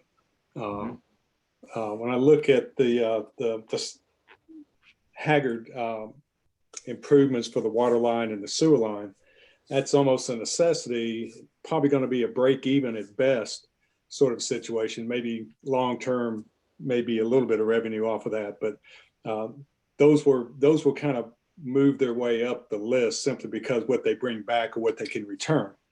Some of the others are pure cost, pure overhead type of investment. But to Mark's point a little while ago, I don't think we can serve the citizens of the town if we can't house our own people and give them the facilities that they need to do their job. So a good close look at, you know, having two people share a desk. I made that up, Davis. Well, I knew you did. I knew you did, Rich, but I appreciate the hyperbole there. But, you know, if you've got those kind of cramped situations, or you have a need where you're busting at the seams, I think you got to give people the space to do their jobs and give them the tools that they need to do their jobs. Now, you know, maybe a new jet truck, that may not be as high up on that list as taking care of the basic needs first, and let's move to the other needs next. So, and the other thing I would advise, that if we're going to do a town hall on a new recreation center, we probably shouldn't hold it at Twin Lakes.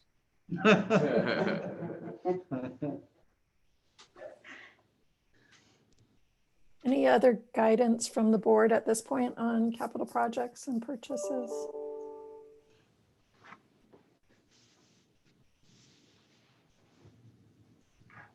All right. Rich, do you feel like you have a sense of where to go? A little bit, yeah. I think that's some good feedback, and yeah. Great. Okay, we've got two more topics before we get to prioritization. One was alderman roles, and when I talked to each of the aldermen, you all in different ways brought this up as something worth talking about. Comments ranged from, how do we recruit other people in the community to become active in the town? how do we prepare a succession plan for ourselves, recruiting the next generation of leaders? What's our role in terms of getting out and about in the town and hearing from the community? Things like that. And you expressed an interest in at least touching on this with each other. So I wanted to open the floor to you all about some of the comments that you wanted to share.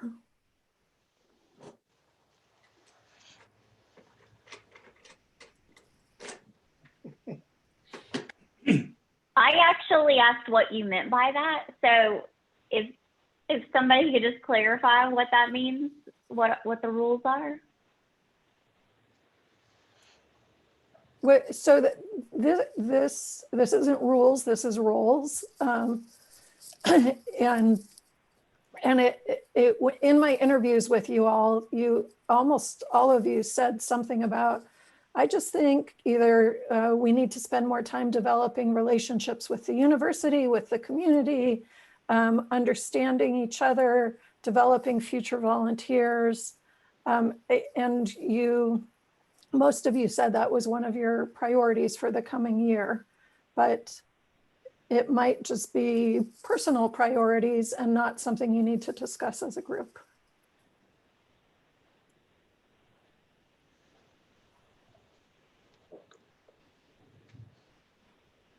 I don't remember how I responded to that, so I don't remember. I really hate an awkward silence, don't you? I think a lot of that, maybe not a lot of it, maybe a portion of that comes from just all the, in some cases, bizarre activity we saw amongst elected officials this past year, both on a local level, a state level, and a federal level. It really Not our came. local. I'm sorry? Not our local level. No, not hyper local, but local. So that maybe some of that kind of confused and some people's thinking about, well, what is my role? What is it I'm obligated to do? What is it I should do? How is it I should react? What is my obligation to my fellow board members? What is my obligation to the community as a whole? So it did get kind of mixed up this last year. If you watch the news, which I stopped doing about about 1 month into the year. But so I think some of that, Julie, maybe in this, what are our roles? Or it may be, as you said, that folks are just kind of trying to find a direction for themselves personally. How involved should I be? To what extent should I reach out? To what degree should I make myself available to folks out there? And I don't think any of us object to any of that. I think we're all pretty open to meeting with anybody just about any time. But I think the reverse of it is what's been brought up today a little bit. Emily and Quinn and others have talked about, well, instead of waiting for them to come to us, maybe we should start going to them. Maybe we do the recreational town hall at Twin Lakes and see what those folks have to say about it. We could indoctrinate the new pub down that way if we wanted to. So there's all kinds of good possibilities there, but just the idea of opening ourselves up to the town and letting town folks come in and talk to us about some of these things. We could put some of the Post-it notes that Julie's gotten for us up on the board and just say, you guys walk around and tell us what you think about that. So that's a really obscure opinion on what I think you're looking for. I guess I have a question to the veteran board members and mayor, I guess. When a resident asks you, what does an alderman do? What are your answers to them? Like, how do you explain what an alderman is? Because that was one of the biggest questions I got knocking on doors. Like, what is an alderman? And I have my answer of what we do, but I would just like to know from colleagues, like, how do you explain what an alderman is? I mean, I typically say it's essentially town council, and they say, oh, okay, and then they move on. I think outside of that, the only other time that I've been probed anything more, I said, we govern and we make the laws of the town, but we don't, we aren't the day-to-day operations of the town. That's essentially what I say. When people ask me, I said, listen, North Carolina town manager, form of government. I say, our town manager runs the town. And I said, the board and the mayor set the policy. But I don't think in all my years on the board that a person asked me, what does an alderman do all the time? Yeah. I mean, I don't know. I tell him the town manager runs the town, and I try to stay out of his way. Yeah, to me, it's almost like a corporation with a board of directors that advise and they make decisions on behalf of the organization. They don't necessarily get down deep in the weeds. They don't go fix the problems. They don't go clean up the problems. They help give direction to make sure that the organization is meeting the objectives. In our case, is operating within a budget and providing services and resources to our citizens. Or what Emily said, town council, because then people just kind of shut up because they don't know what they do. So You're the legislature. Well, sort of.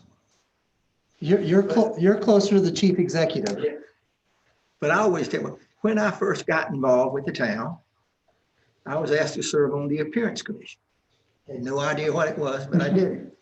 I think you were on the planning board.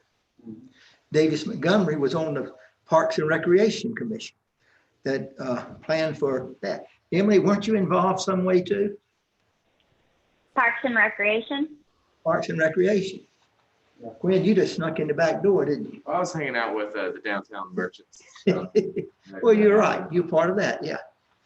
So I tell people, if you want to be on the board, you need to get involved with the town. Just get on some committee. I said, they're always begging for people and learn a little bit and then run. So, and I think that's worked pretty good. I think we got some pretty good people that way. Yeah, I guess I asked the question, and then just talking about our role is because we definitely did see over this past year more people nationally got involved with politics, and I'm so thankful. It's nonpartisan. We're not getting into politics, but with that, with more people wanting to get involved with it, and we were asking, let's hold a town hall with people to come get involved. We want people to come to our meetings to get involved. We need direction for our town. We were elected, now it's the 5 of us trying to figure out a direction, but we want the town input. And, is there something we can do as a town or a board to reach out to the community to let them know how important it is to vote? Because we're getting ready to have an election in, this November for, the mayor and 2 alderman seats. And how do we get them? Is it our role or part of our duty to help inform our town what that is, what they're voting for, and how to get them involved with it? I don't have the answer to it, but I know people ask me all the time about it, and I would love, and I think everybody would agree, we would love to see just a little bit more town participation. And not all Mr. Gary's, but still. Diane, you wrote in the chat you would like to comment. Well, yeah, what I want to say is, when you're running for election, people get to know you from that retrospect.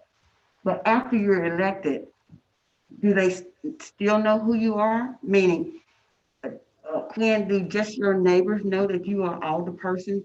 Do the rest of Elon know who you are? The other parts of Elon? Also, a lot of cities and towns have mayor hours where citizens can come and talk to the mayor, just to make a connection. So my thing is, I'd like to see one of the things that the board do is become more accessible to the residents and, make yourself known in other parts of the town other than around their friends or their neighbors. What an interesting thing. We used to have a mayor day. And for 3 straight Saturdays, I was out in that lobby waiting for someone to come and talk to the mayor. Guess how many people showed up? 3 weeks. 0. We have to put it For the out. most part, they don't have time to get out and do stuff on Saturday. They're too busy with their families and things like that. it does raise a good question is that, I think we all think we try to be out there in the community. But to be honest, when I go out in the community and I'm talking to business people or neighbors, the first thing I don't lead in with is, hey, I'm on the board of Aldermen. Right. That's not really, that's not me, and I don't want it to sound like Pretentious and. I'm no more important than they are. I just got elected to represent you. But it does raise the question is that, you see people attend meetings, they have their name badge, they say, I'm Jerry Tolley, I'm the mayor of Elon. Maybe you do that, maybe you don't. Is that the right approach? Or like Wayne and Emily do a good job of doing? And we only do it every 4 years when we campaign, but going door to door and just introduce yourself. But if you approach it, if you introduce yourself that way, to say, how can I be of service to you here in the town? Yeah. You're not being, you're not bragging or thinking yourself better. You're just letting them know who you are and how you, as a leader in the town, can help them. Yeah, I mean, if I had a business card, I'd go door to door and say, hey, I've been here a year. I said, do you want to share what your concerns are? I mean, you could do that. I don't know if anybody has ever done that. Right. Unless you've got a motive, why would you do that? But it does raise the question, is making ourselves available, just like Jerry said.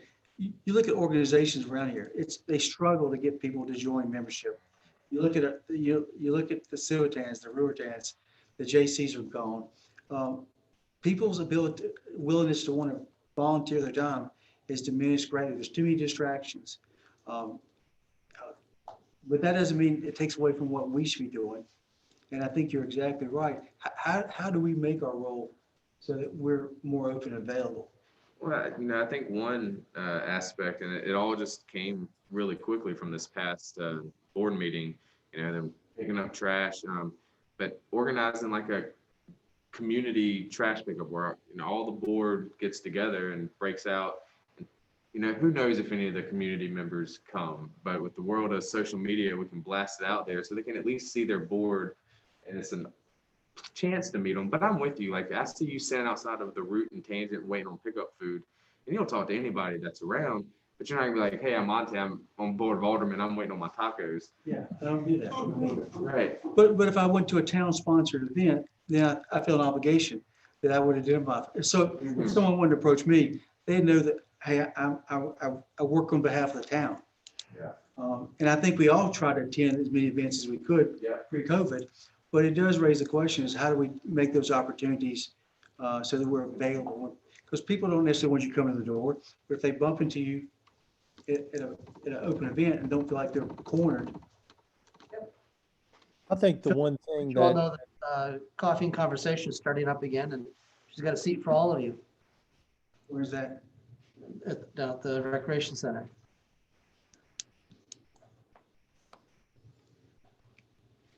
yeah, I think one of the things, my input here is one reason that I've enjoyed being on this board is that I've never felt like that anybody's come into it with an agenda, a personal agenda to make themselves look good. That's, that turns me off like a light. I mean, to me, it is about, it's a public service. And that sounds very corny, but I've always told people that, it is a public service. We're not getting paid any big bucks for this, as you well know. And that's not why we did it. That's the bottom line. But I do think that in today's environment, there's so many places that we see that it is totally political. It's totally what I can do for me to go to the next step or whatever. And that's each individual's choice. I'm like Monty. I mean, I'm not going to go out there and do that. Now, having said that, if we have a public event that we're going to, of course, I, would do that. But I think one of the things, the reason we've been so successful, in my opinion, is the fact that we have worked together as a team. We disagree, and that's fine. We should but we can do it cordially, and listen to each other's points. And unfortunately, in today's world, what we're seeing out there is the very opposite of that. And sometimes I'll even say, well, I can't stand these politicians. And they say, well, you're on the board of Elon. I said, well, I'm far from a politician. I'm a public servant, and that's what I'm here to do. And so, I think coming across and we all do. I mean, everybody on this board's great. And I think that is comforting in itself, that we're not out there with any personal agenda that we're coming across. And I'm hoping that that lends our citizens to have trust in us just in itself. Yeah, I agree with you, Mark. I think that's a great comment. I saw that through the campaign too, knocking on doors. They're like, are you a Republican or a Democrat? And it's like, I just genuinely love my town. And I feel like I'm on a board with people that genuinely do love their town. And so that is encouraging from just a personal perspective, being with people that are of that nature. And I think, that's one thing as our roles can do, because that same question, like, well, you're a politician. It's like, I'm not a politician. I just love my town and want to be a part of my town.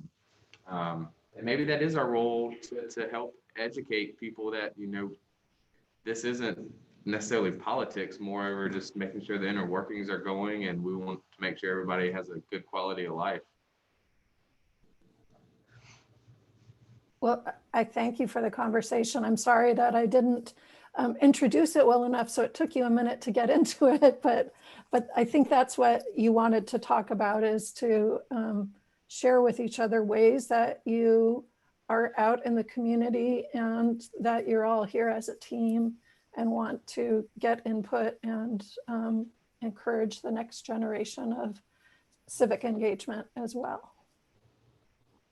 My last topic before we get to presentations, I'm calling it best practices. When I interviewed the board and surveyed the staff, we had put out that there's some ideas for best practices in terms of board policies. And I used the example of rules of decorum that some communities have, just given the social unrest we've seen in some other communities.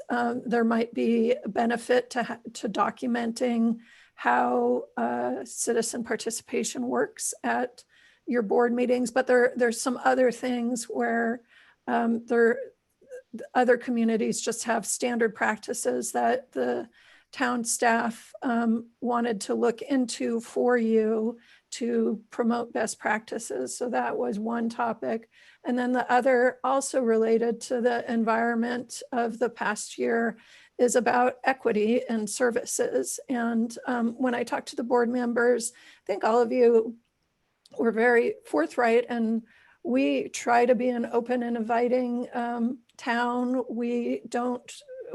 Everyone is welcome. We try not to discriminate, or we don't discriminate, but there might be times where we should look at ourselves and make sure we're doing things right. And so the staff is considering looking at equity of services to make sure there aren't any maybe implicit biases in how services are delivered, or people are hired, or rules are enforced. And so again, wanted to open that up for questions or feedback as a introduction to the topic of the staff is always looking at doing things better and looking at best practices across the state.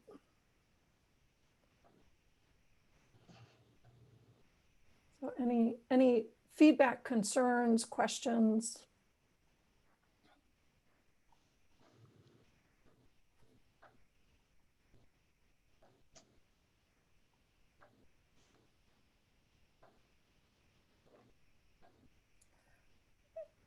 I don't want to put anyone on the spot, but Diane, you had just some from the Clerks Association and School of Government, some ideas in terms of the meeting policies that you were going to talk about. And Rich, I think from talking to other managers in neighboring communities and seeing what's going on in the country, had some ideas too. If either of you want to share any of that in terms of what you think you might be looking at, you're welcome to, or we can.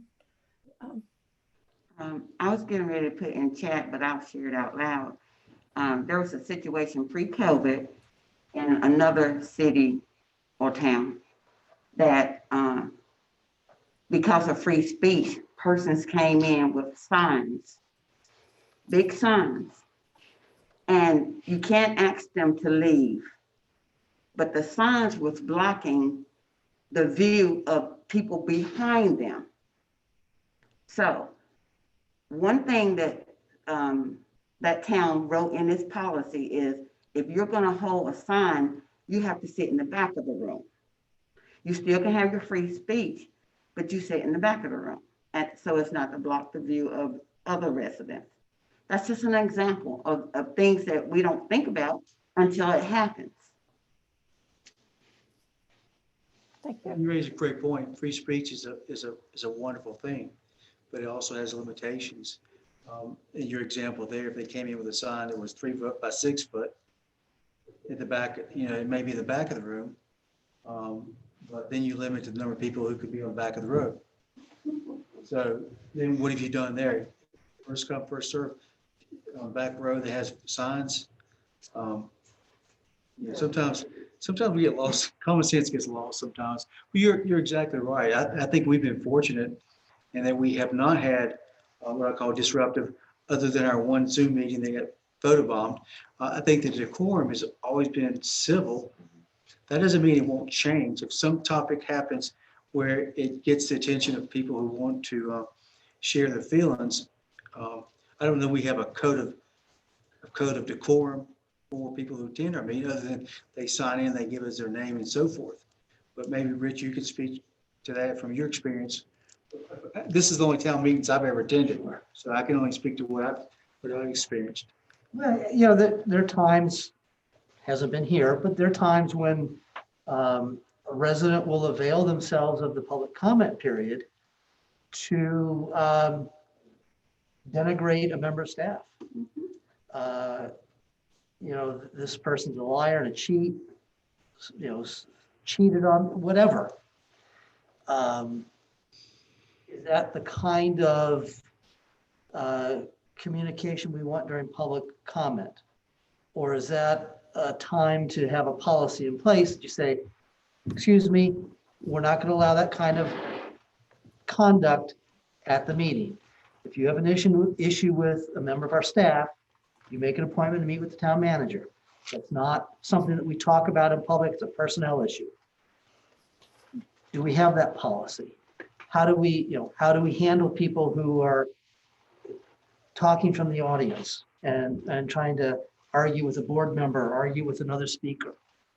How do, having those roles in place ahead of time so that we know how to react. So that we're not making it up as we go along and trying to do what's right. And you allowed that person to speak for 45 minutes and you're only allowed me to speak for 3 minutes? How come? Again, hasn't been an issue. How do board members interact with each other during the meeting? I've been in towns where we've had board members, not fisticuffs, that was in the town next to me, but in shouting matches. And how do you regain control having a policy in place? Most of it is what you do all the time, even though it's not written down. There have been a lot of there's been a lot of investigation, a lot of discussion about new policies, particularly in response to the social unrest that we've seen over the last year or so. How do we respond to people who are exerting their freedom of speech rights, their civil rights, demanding whatever it may be? How do we respond to that? Is it do we let the arguments go? We've heard your comment, or when it's the 15th person to get up and say the same thing. We've heard your issue, and is our policy to say we'll schedule a workshop, and in 2 weeks we'll have another meeting, and this is going to be the agenda topic, and when we come down we can talk about it civilly, professionally, whatever. So, a lot of those just kind of operating policies for the board. We're always looking at our internal policies about how we do things, how we interact with staff, how we interact online. So it's, how do you folks interact online? as board members. You know, the stuff we haven't necessarily worried about in the past. Not worried about it now, but it always helps to have some of those rules laid out ahead of time rather than, you know, after the barn doors open, the horse is gone. Diane, do you want to make a comment? Yes. To piggyback on what Rich is saying, remember, we don't elect each other. You all don't elect each other. So the citizens elect these Board of Alderpersons. So who's to say the next person elected is going to congeal like the rest of you all did? Who's to say how long you all will remain on the board? Like Rich is saying, putting policy in place, you've already prepared for what could happen. Hopefully we don't get anybody.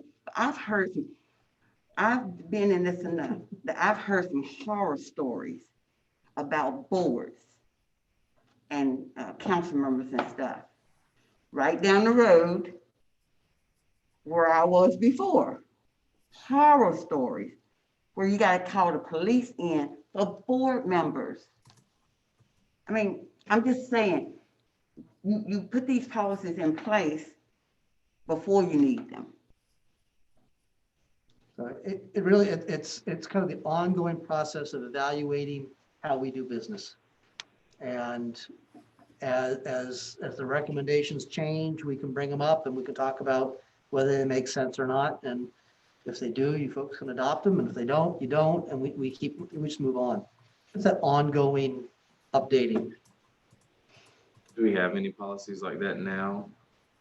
Nothing other than I mean, 3 minutes to speak? We have some decorum policies that are pretty vague. Yeah. Robert's Rule of Order. Right. Yeah, so it's, and again, we've never needed them, and we don't need them today. I don't anticipate needing them next month, but. You just hold my beer. That's right. And on positive, another thing for the board to consider is a work session prior to your board meeting. You may want to change that dynamic instead of having the 2 meetings a month. One person was telling me about how their board have a work session at 5:30, and some do, some don't, have dinner in between, and then the board meeting is at 7 o'clock. You're done for the month. So those are just things that you all can revisit, look at for yourselves.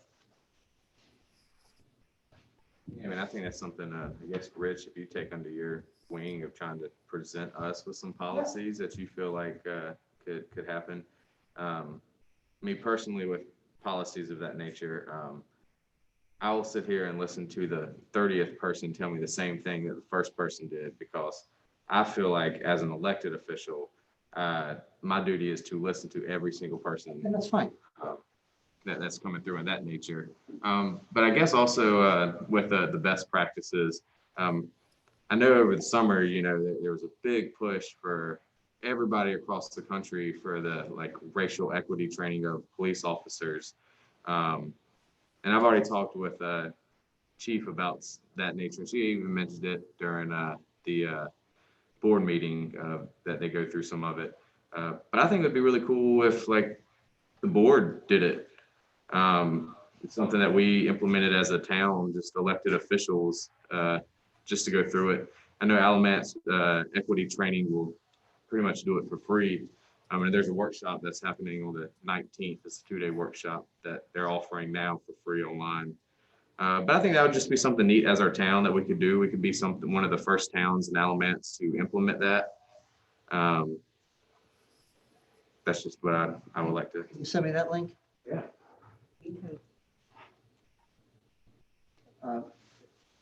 Case in point, you know, that's certainly something that, whether it's everybody attending something, somebody bringing in somebody, you know, at the staff level, as Misty said earlier, we're bringing in somebody from our employee assistance program to talk to department heads and supervisors about mental health issues, and how as staff supervisors, you know, what should we be looking for in people?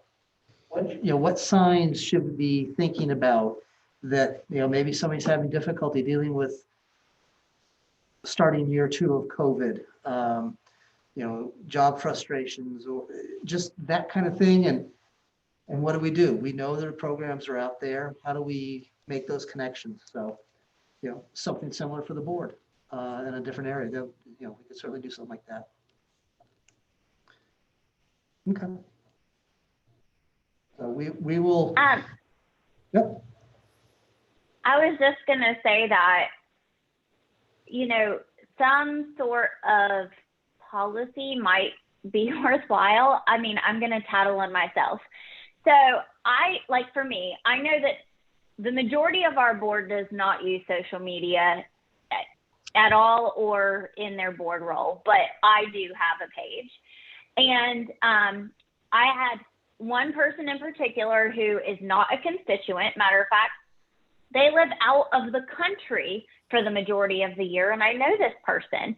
And they were just continuously posting things on my Alderman page that I really saw as harassing. And I actually blocked that person. And I found out in one of the school of government trainings that I'm actually legally not allowed to do that. So I had to unblock them. And thankfully they haven't figured out that I've unblocked them, I guess, because they're not commenting yet. But there are some things that I think are worth having a policy around, because how would we all know that? And the only reason I knew was because that school of government training. And the only reason the school of government knew was because President Trump was sued over it because he blocked people on Twitter. So, it was a very new concept. And so I think that there are some things. And then through that training too, I also learned that, I could have my own social media policy and how I should engage with people on social media as well. And then I noticed too that on our Facebook for the town, it has a link to a social media policy, but the link doesn't work.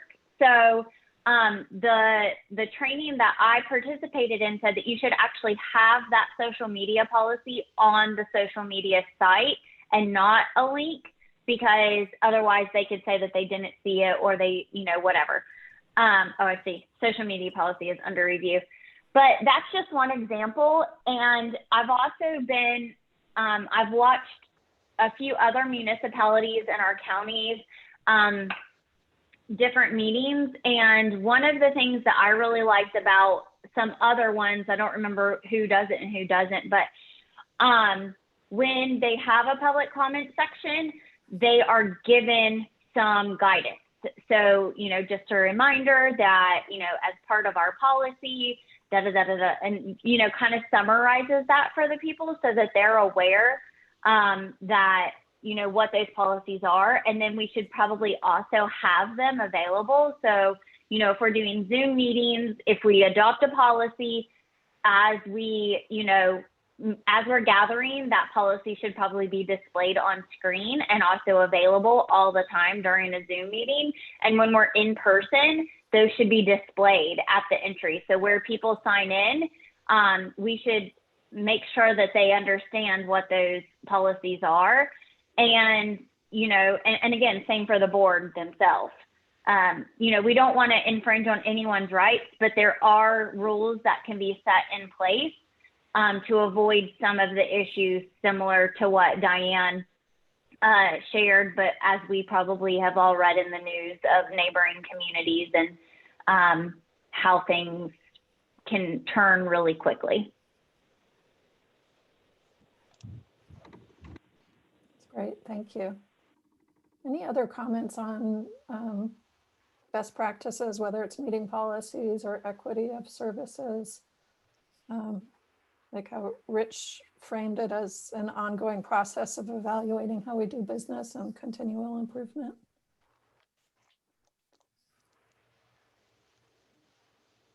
And just so you all know, this one that's really tiny, I just cut and paste what Phyllis had said in the chat about some past practices, just so we have it recorded.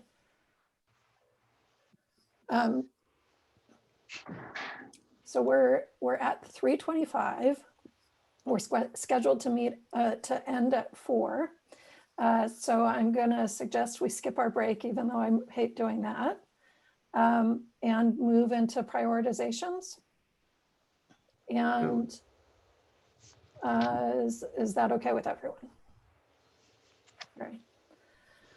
So we've heard a lot all day. I'll jump back up to the agenda real quick, just as a reminder.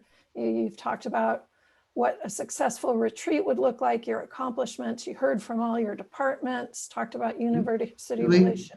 Excuse me a second. Let me ask a question. I thought when we were talking about our roles, that one of the things was going to be, obviously we've all been assigned different chores, I should say.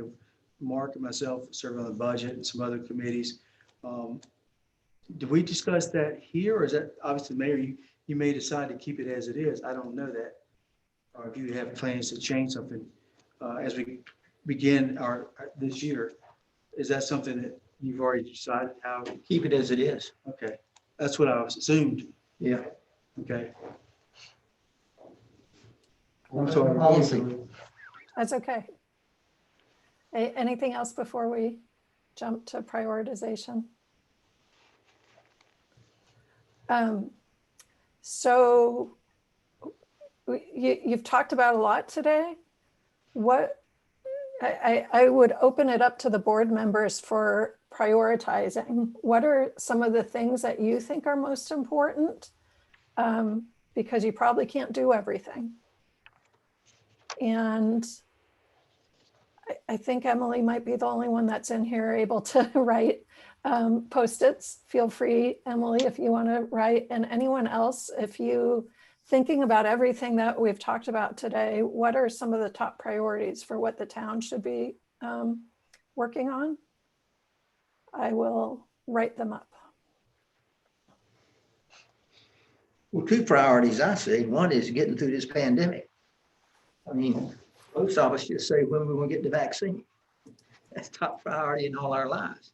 Mm-hmm. Another priority I see for the board is to get working on that budget and see what we need to do. And I'm sure there's a lot more than those two items.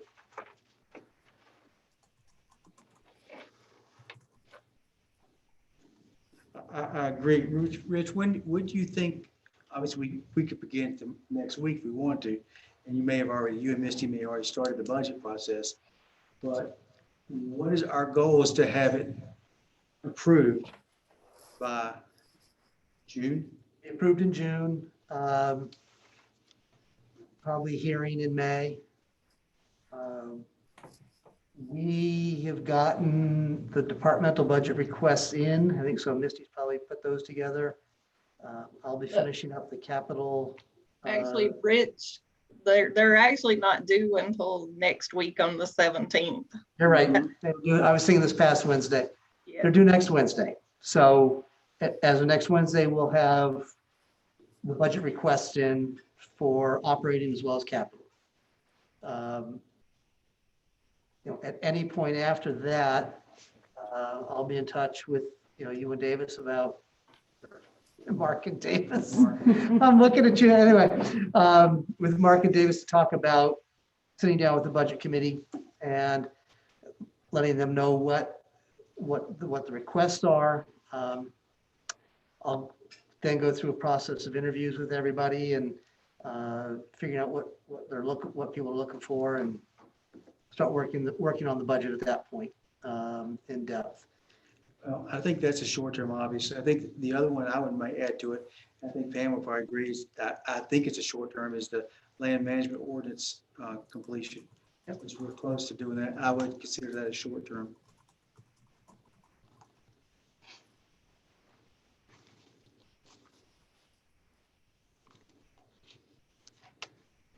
Other short-term priorities?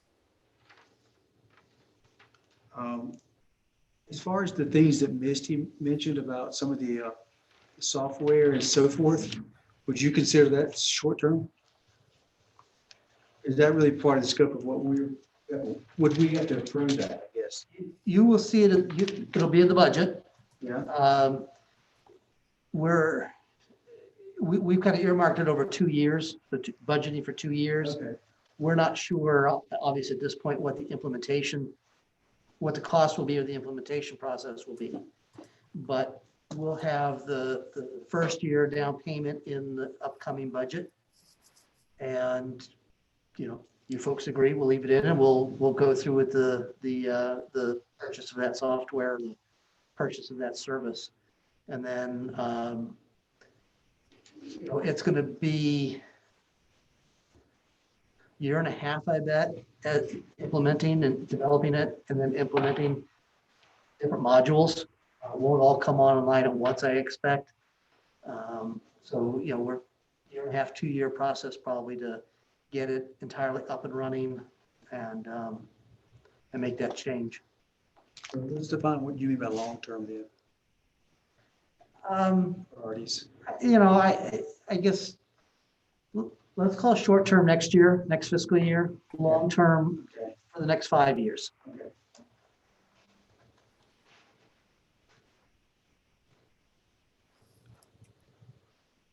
I'd say short-term, the funding for Travis Creek, obviously is a given.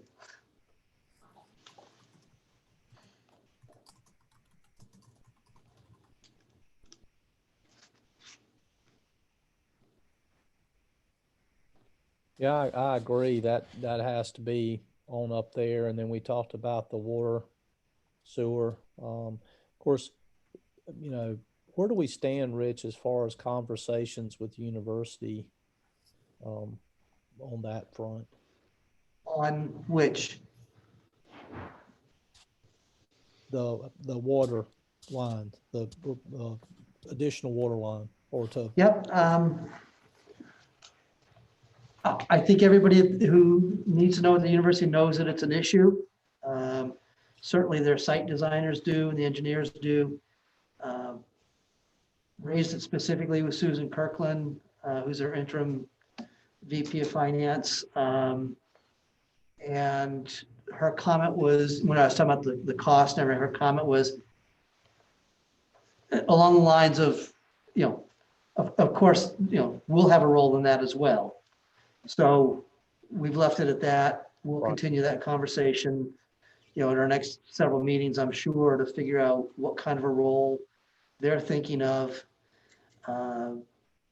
what kind of role the board is thinking of in terms of how much we want to try and pay for. Planning board certainly has a role in it because they'll be reviewing a project at some point that may or may not have adequate water, perhaps. So multiple hands in that process, but we've formally started those discussions. Right. Would we also consider the new developing conversations with the city of Burlington a short-term priority? The discussions, sure. Decisions are probably longer term.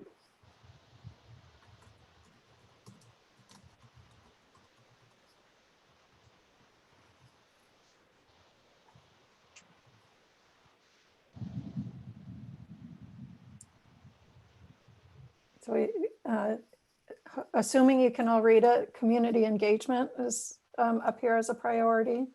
Individual decisions regarding the upcoming election. Putting ourselves in a position to acquire land.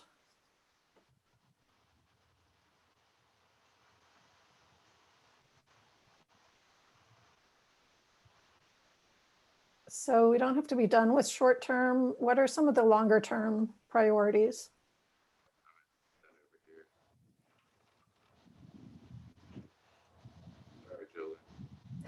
Thank you, Quinn, for joining in. Quinn, are you the visiting goat? I think he is. Don't worry about it. Greatest of all time. Tom Brady had a good It just goes across visiting goat, visiting goat. Great to say. Well, they had their party. Yeah, I think long-term is obviously continue to build on relationships with the nonprofits. Probably both. Well, it's short-term, but it feeds over to long-term. Yeah. We'll put it in the middle. What about your capital improvement plan? You have a lot, you have the Travis Creek and water and sewer line. It seems like that's certainly something you need to keep in the forefront, sort of short-term thinking and longer-term figuring out what to do with it. Is that fair? I think so. Yeah.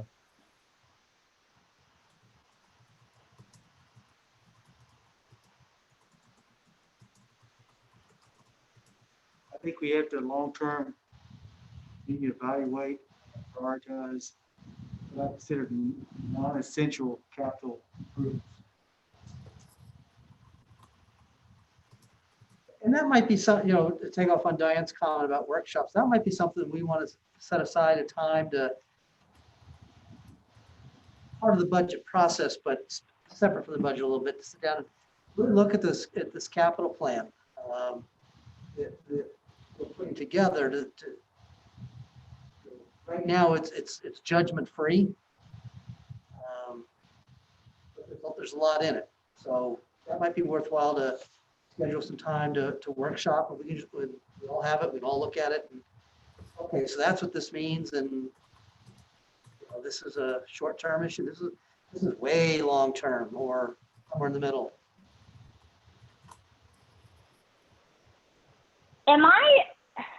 So elder board members, am I just forgetting that we had a second capital improvement plan meeting? I feel like we were supposed to have another one to prioritize everything, and we never did because that was in the transition of Richard.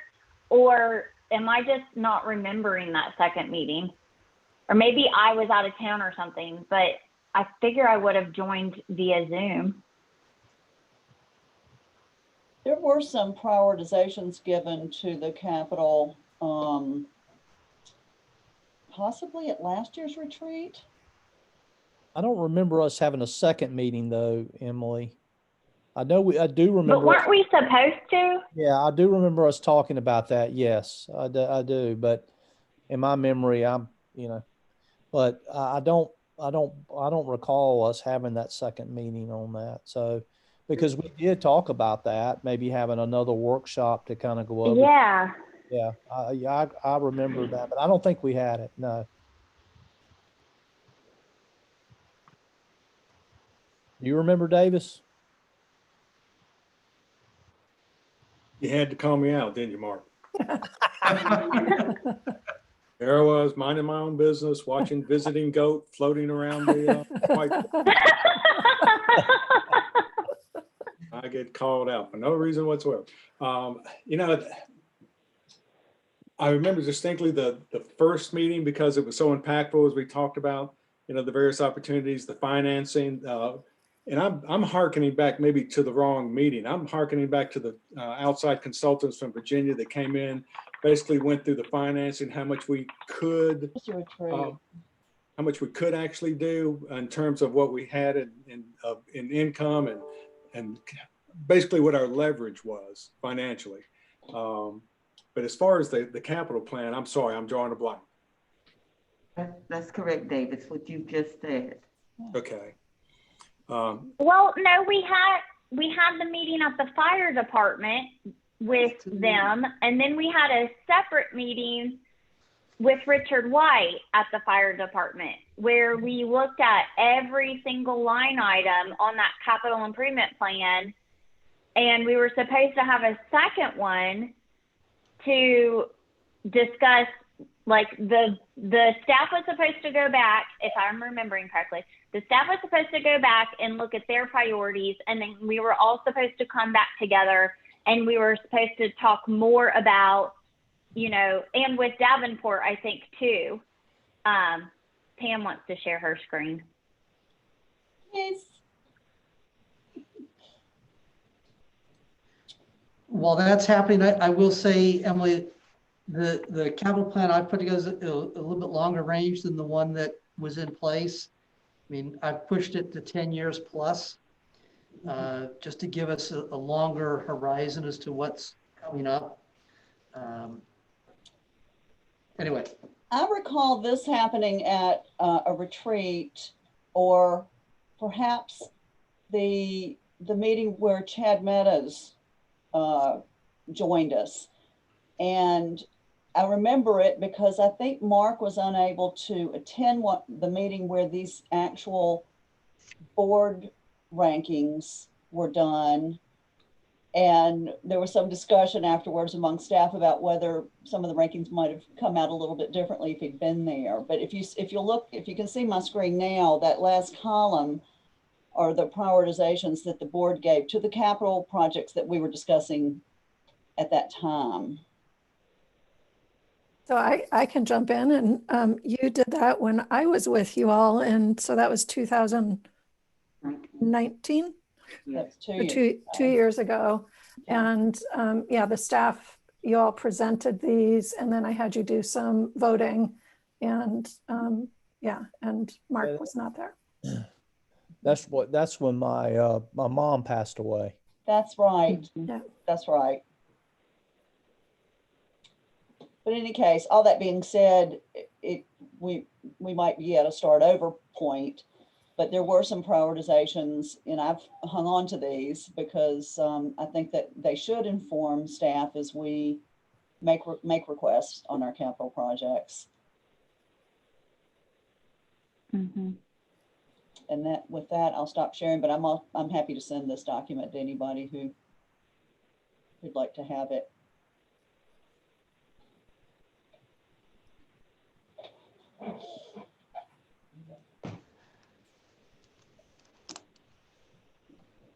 Are there other short or long-term priorities? It sounds like definitely more time needs to be spent on capital improvements and prioritizing. And even though that's a longer term priority, the prioritizing probably needs to be a shorter term action. I think too, long-term, town hall, police department, fire department, you know, I guess we'd put that in general facility needs. I mean, it sounds like we have quite a bit.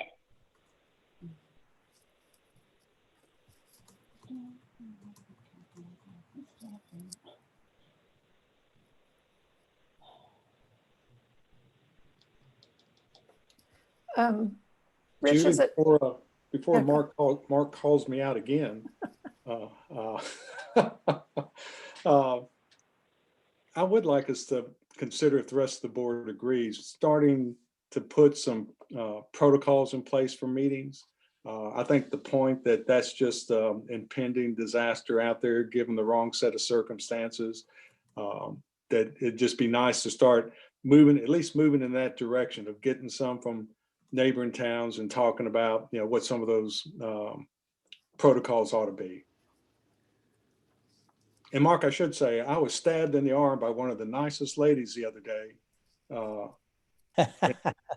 She said she had instructions from her husband to stab me in the other arm. That's right. Yeah.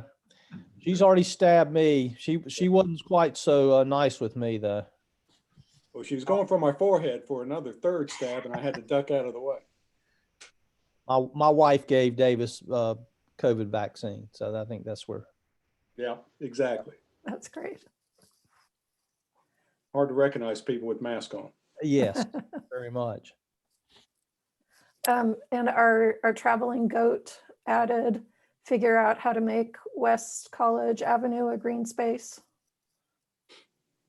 I guess it's not green. I didn't know what else to call it, but right now we have a tent there, and I think we've talked about leaving it as a hub, a walk space, or Patio. a patio, so to say, where we put town things, which means, you know, we got to figure out a way to get AT&T Drive way out of there. And I think there's plans of how to do it. We just kind of, again, it's another kicking of the can situations. But it would be cool once we get everything up and running out of COVID to have it.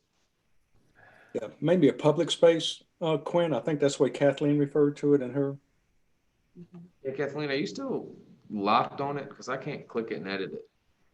Oh, sorry. Hold on. There you go. I thought these were board priorities. Pam, you're not muted. Your mic is on. I just muted her.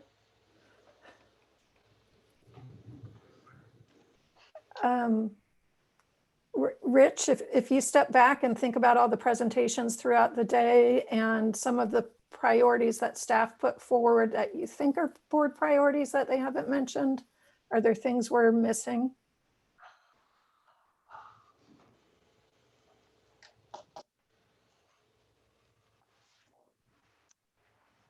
Let's see. Well, I know there was some staffing issues that were raised, which, I mean, we can look at those now, or certainly be looking at those through the budget process. I'd like to add that as a long term. I think staffing evaluation, I think some things were pointed out today as far as planning. I think it was eye-opening. It was a great picture of Pam, but I think that's one of the, I think one of the things we have to look at is do we have sufficient staffing? And if not, how do we address it long term? And I think it was 2019, maybe, the staffing study that was done. Can somebody correct the date on me? Which 2017, I believe. Is that right, Misty? okay. Yeah, it was 17. Had a list of comparable communities where they were establishing where we should be. And I'll be honest, from a number crunching analysis, it's probably right on. From what we do, task oriented, what do we need kind of a point of view. I don't put a whole lot of stock in, oh, they've got 4, therefore we should have 4.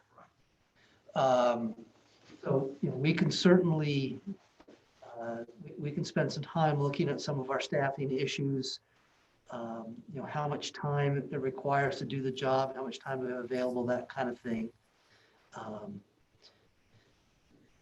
Some of it, like code enforcement, we have purchased a certain number of hours a week. So, are there issues that we're not getting to the extent that, well, maybe we need some more additional hours? Can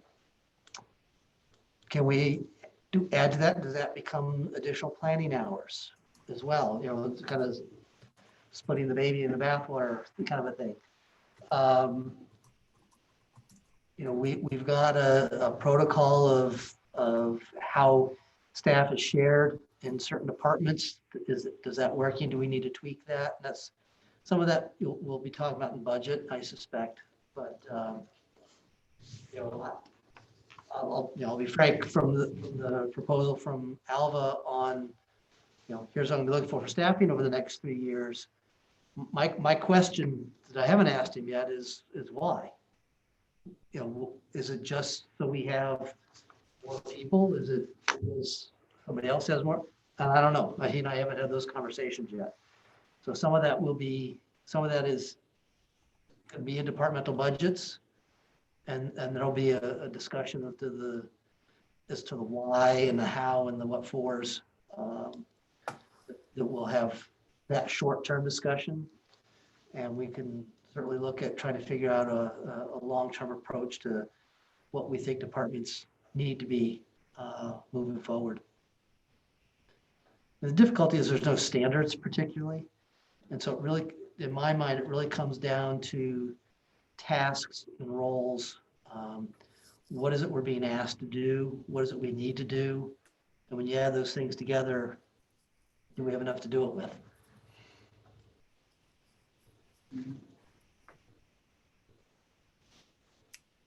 All right, so if you all had been in here, I had this fun way where you could, move your votes and put things on to vote, but we're not going to do that. I think that we've got a narrow enough list of priorities that it gives the manager and staff a sense of where you want to go. I think also Quinn they're hiding behind the board, so the stars are disappearing anyway. But So I'm going to stop sharing because playing with the board is distracting me. Sorry. Julie, will we have access to what's gone on that board Yes. later? Yeah, so I will share pictures of the whole thing and provide you with a summary of your discussion and your meeting from today. Wonderful, thank you. Yeah. No, you can't go in tonight and change it, Pam. Yeah, you better send it as a PDF, Julie. Yeah. I do think there's a way I can cut off all the visitor access as soon as we hang up, so I might do that. Except for Dancing Lily, I think that was me, so. Okay. Visiting shrimp. So I know a Zoom retreat isn't ideal. I appreciate all of you and all the work that you've done today. I think that looking back on the outcomes that you were trying to achieve, one of the biggest things was trying to have the board members understand each other and their priorities, and the staff understand the board priorities, and the board have an opportunity to hear from staff. So even though this was tiring, sitting at your computer all day, I really appreciate all the attention that you paid, and hope that soon you'll be able to be together in person to also have that those side conversations that are so helpful to working together as a team. So I think we've accomplished our agenda. I would first ask Rich, is there anything else that we need to cover today? I had mentioned this earlier to the board, and I'll mention it to everybody else on behalf of Kelly. Just let everybody know that James Perry's father passed away earlier this morning. And I know she's a couple times she's been off camera, and I think she's probably been dealing with that with James. So I'd ask everybody to keep James and his family close. And as far as the meeting itself, I think I've got some good direction. I've got a lot of direction. And you know, this isn't a one-time conversation. I mean, obviously we'll be talking about it more through budget process and things like that. So I think it's a good start. Before we close, I'd like to thank all our presenters. I thought you all did an excellent job in informing the board what we do and what you would like for us to do and so forth. Particularly, I'd like to thank Diane for furnishing our meals and snacks and everything. And lastly, I would like to express my appreciation to Julie. Julie, you did a masterful job in making sure we stayed on schedule and following the agenda. We appreciate that. Thank you. Any comments from board members? This is the most bearable 8 hours on Zoom I've ever had, and I've actually had a lot of 8-hour Zooms. Thought it was a good meeting, and Julie, I thank you as well. You did a good job in keeping us all on task, and appreciate all the presentations from the staff and everything. So considering Zoom I thought it went very well. Julie, before we go, tell me, what would my nickname have been if I could have possibly gotten on the board? So it's automatically generated, but I think you would have been something like, I don't know, traveling generator. Ah, well, I thought it was Sleeping Dog. There you go. There you go. Crouching tiger or something. Okay, thank you. Electric eel. Yeah. Thank Any you. other comments from board members? Yeah, I thought it was a great meeting, Mayor. Thank you, Monty. I appreciate all the participants and all the staff that contributed a lot of hard work, and I think it showed. We stand adjourned. Thank you, everybody. Thank you, everybody. Thank you.